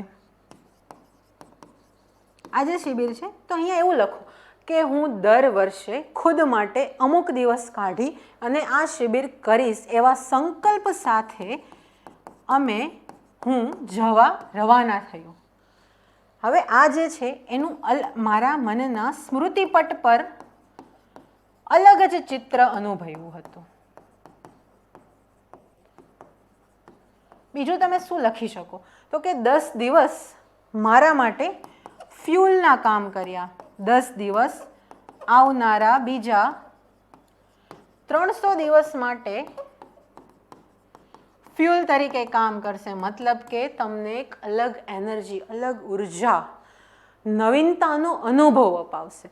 તો બસ આ વસ્તુ થયું. એન્ડ અહેવાલ લેખન આમ કોઈ મોટી વસ્તુ નથી જેમાં કોઈ પર્ટિક્યુલર ફોર્મેટ, પરફેક્ટ ફોર્મેટની આશા નથી રખાતી. પરંતુ એક વસ્તુ જે મહત્ત્વની હોય છે ને એ હોય છે વર્ણન કરવું અને એને ઇમોશન્સ એટલે કે તમે જે અનુભવ્યું એ લખવું. એટલે વર્ણનની સાથે અનુભવ લખો એ અહેવાલ લેખનની કી છે. અહેવાલ લેખનમાં સારા માર્ક્સ જોતા હોય તો હંમેશા એક વસ્તુ યાદ રાખવાની કે જે લખો છો એને અનુભવ લખો. અને તમે જ્યાં જાઓ છો એ જગ્યાને માઇન્ડમાં ઇમેજિન કરો અને ત્યાં રહેલી દરેક વસ્તુને એક એક પછી વિચારશો એટલે તમને ઓટોમેટિક દરેક શબ્દની સાથે કંઈક કનેક્શન જે હશે ને એ તમને ફીલ કરાવી દેશે, એ વસ્તુ યાદ આવી જશે. એના સિવાય આપણે 2-3 એક્ઝામ્પલ જોયા, સૂર્ય મંદિરવાળું જોયું, સ્ટેચ્યુ ઓફ યુનિટીવાળું જોયું. તો આ જ રીતે તમે વિચારી શકો કે કચ્છનું રણ પૂછાય તો શું કહેવાય? તો કે લીલુડી ધરતી, સફેદ આકાશ. ખતરનાક શબ્દો છે. જાન્યુઆરીમાં ગયા હતા, કાંઈ પણ. એટલે આના ઉપરથી તમને ખબર પડશે. અને અમુક આપણે કીવર્ડ્સ બી જોયા હતા કે જેના લીધે એ વસ્તુ દેખાતી હતી કે માનવ મહેરામણ હતું, આંખોની શીતળતા, વિડીયો દસ્તાવેજીકરણ, ગ્રામીણ નાણ્યોમાં ફૂડનો સ્વાદ લાજવાબ હતો. તો આ બધી નાની નાની વસ્તુઓ જે હશે ને એ એક એક શબ્દને મહત્ત્વના બનાવશે કે જેના લીધે તમારો અહેવાલ બીજા કરતાં અલગ થશે. તો આખા અહેવાલનું જો સમરાઇઝ કરું તો શું આવે? કંઈ નહીં, સારું ટાઇટલ લખો, અલગ લખો, યુનિક લખો. એના માટે ગવર્મેન્ટની ટેગલાઇનનો યુઝ કરી શકો છો. એમાંથી બહુ સારા ટાઇટલ મળી જાય છે. પછી એક ફ્લો સાથે પ્રોપર સિક્વન્સમાં સારા શબ્દો અનેરા શબ્દોથી લખો, વર્ણન કરો અને અનુભવ લખો. અનુભવ તમારે સારા શબ્દોમાં ફ્લાવરી લેંગ્વેજમાં લખવાનું છે. અમુક શબ્દો મેં તમને આપ્યા અને અમુક તમને મળશે. જેમ આપણે પત્ર લેખનમાં વાત કરી હતી કે નોટ્સ બનાવવાની, સેમ આપણે અહેવાલ લેખનમાં પણ એવું જ કરીશું. એક પેજ લો, અહીંયા આપેલા જે શબ્દો છે એને નોટ કરો. બહુ બધી ટોપર્સ કોપીઓ હશે માર્કેટમાં, એનામાંથી પણ સારા શબ્દો